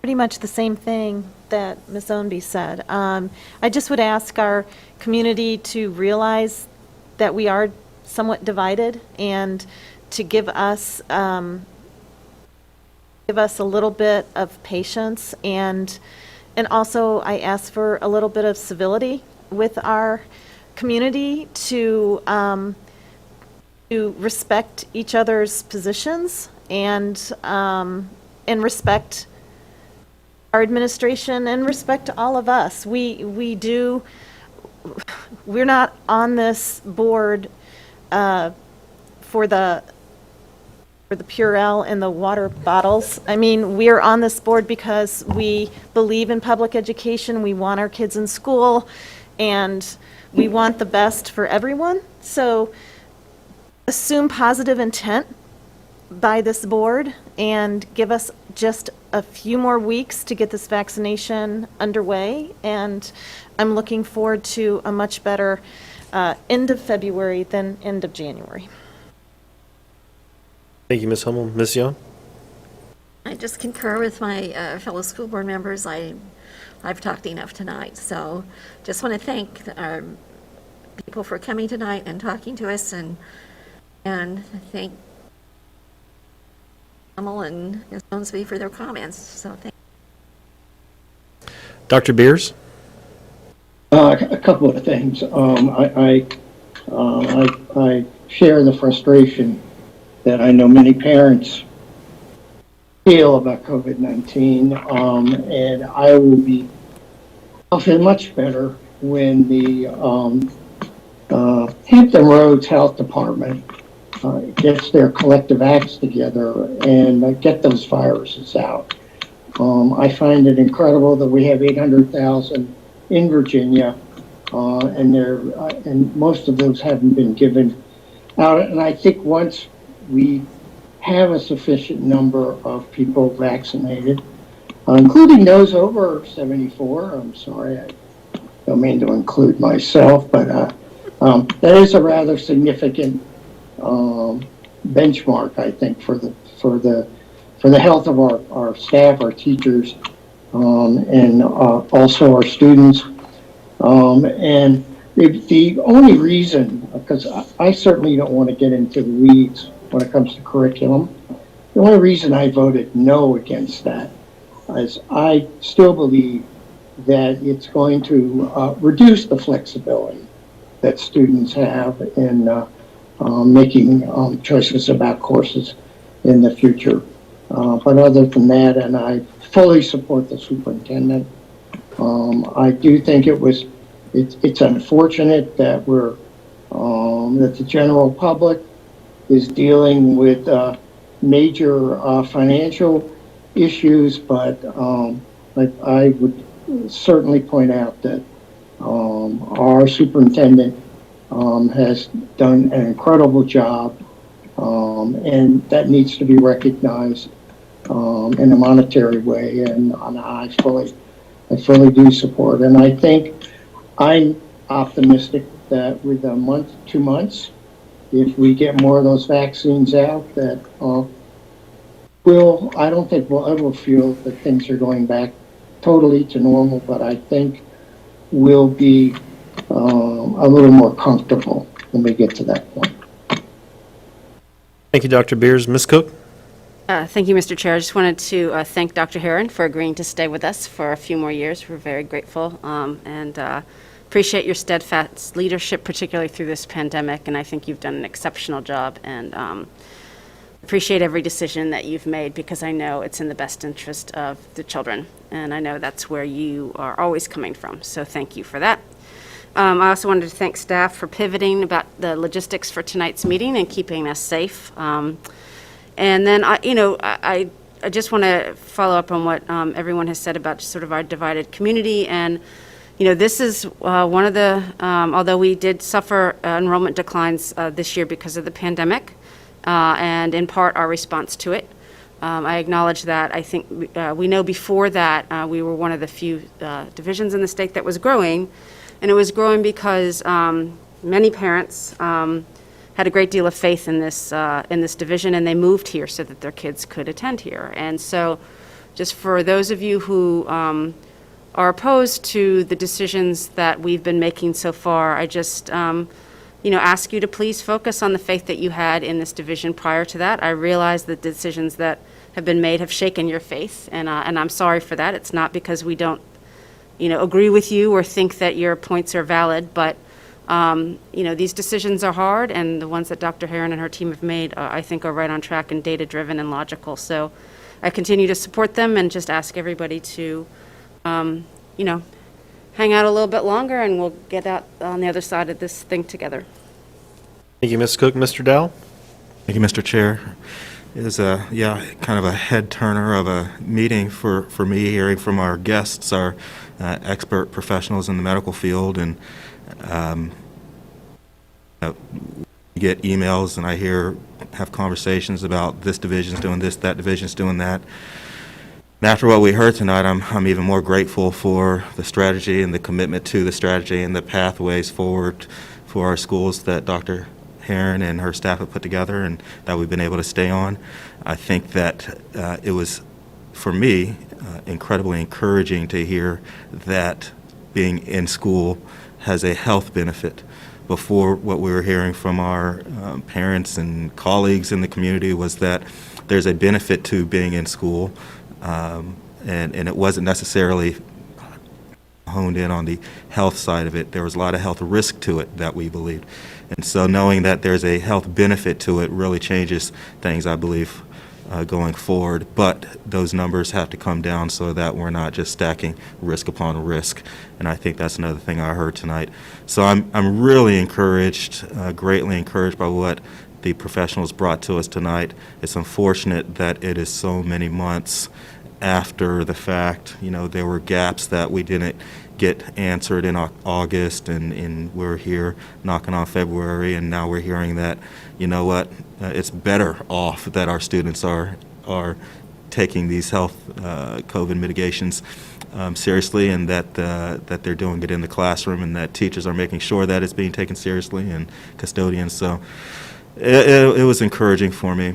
Another aspect that was encouraging for me tonight on this side of the issue, and also being one that has students in the system, our public school system, but Ms. Hummel mentioned it, the civility piece.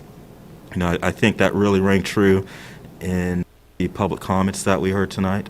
There was a lot of, what I heard, a lot of respect for staff, senior leadership here, and the hard decision that it is. No one's falling asleep at the wheel here. Everybody's taking it seriously from day one and continues to do it.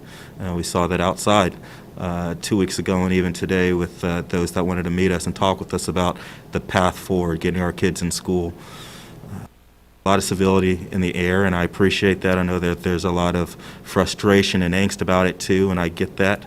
Again, having 3 children in the school system, I want my kids back. They want to be back, but we want to do it in a safe, responsible way. And I got that tonight, that we're very close, and I'm really encouraged to hear that. So thank you for that. I did want to ask, pay for substitutes came up in public comment, and we talked about substitutes and keeping them active and ready, and, you know, what do our substitute numbers look like? What I would like to ask for is that an accurate pay, I guess, estimation of pay for our substitute? It was quoted at $80 a day as of now. Is that true? How long has that been in the case? And I'm not asking for an answer tonight. How long has that been the case? You know, when's the last time our substitutes have had a raise? What's that look like? And, you know, how does that compare to other like divisions, I guess perhaps in the region, or just like divisions? So that'd be something that I'd be interested in seeing. We can certainly get that information for you, Mr. Dowell. Thank you. All right, thank you. Thank you, Mr. Dowell. I'm going to repeat a lot of people, so forgive me. First of all, I'd like to thank Dr. Dolan and Dr. Powell for coming tonight and their contributions to the discussion. I think it was really helpful and really informative to us, and I appreciate their contributions, not only to this discussion, but to the other contributions they're making throughout the community, as shown by their resumes there. I'd like to thank the public for their comments tonight. Very thoughtful, very appreciated, very divided, very, I don't want to say divided, but on opposite sides, and there's not a lot of consensus, and there's not a lot of consensus throughout this whole virus and how it's being responded to, and it's a lot of difficult decisions that had to be made through that. I'd like to thank the administration for their good work in preparing for tonight and making those presentations on the Return to Learn, as well as the Program of Studies and the others. I know that's a lot of work for them. I do appreciate the thoughtfulness that they put in those presentations, and also for their preparing to return our students to the classroom. There's a lot of work that goes into it. It's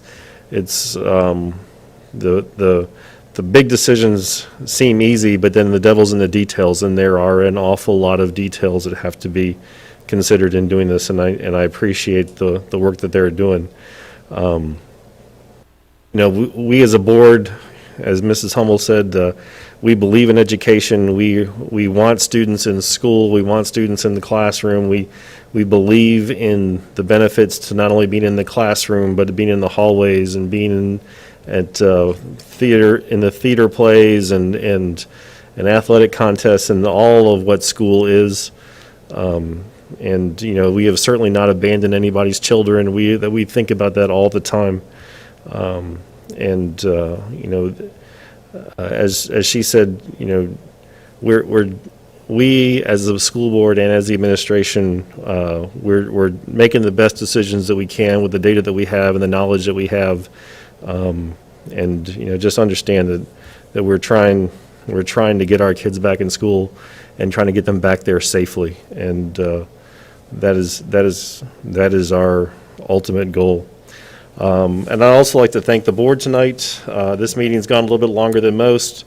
I appreciate the good work of the school board, both at this meeting and elsewhere, as we respond to public comment and emails and in the grocery store and going to committee meetings. I appreciate the effort that the school board puts into not only in preparing for meetings but beyond this. It's a lot of work and it's a lot of work for the joy of watching kids walk across the stage in June and graduating, and I'm hoping we can get somewhere near there. So with that, 11.01 upcoming events. The VSBA Capital Conference is next week, January 25 and 26, and it is virtual this year. The VSBA New Chair Board Member Orientation is February 2nd, also virtual. The Student Advisory Committee meets on February 10th at 3 o'clock in a virtual manner as well. There's a theme there. And Special Education Advisory Committee meets on February 11th at 6:30 p.m., also virtual. As far as upcoming meetings, 11.02, February 2nd at 6 o'clock, the school board meeting in closed session here in room 300 at the Annex. Chair, Yep. we have one Thursday. Oh, you're right, we do have one Thursday. Okay, I'll come back to that. Work session action items, February 2nd at 6:30, and also room 300 here at the Annex. On February 16th, the closed session starts at 6 o'clock here in room 300. Regular meeting February 16th at 6:30 in room 300. And the parliamentarian reminded me that we have rescheduled the budget workshop from today at 4 o'clock to Thursday at 4 o'clock, which will also be in a virtual manner. Thank you, Mrs. Parliamentarian. And so thank you all for a long night and a good meeting and good discussion, and I appreciate it. And with that, we are adjourned.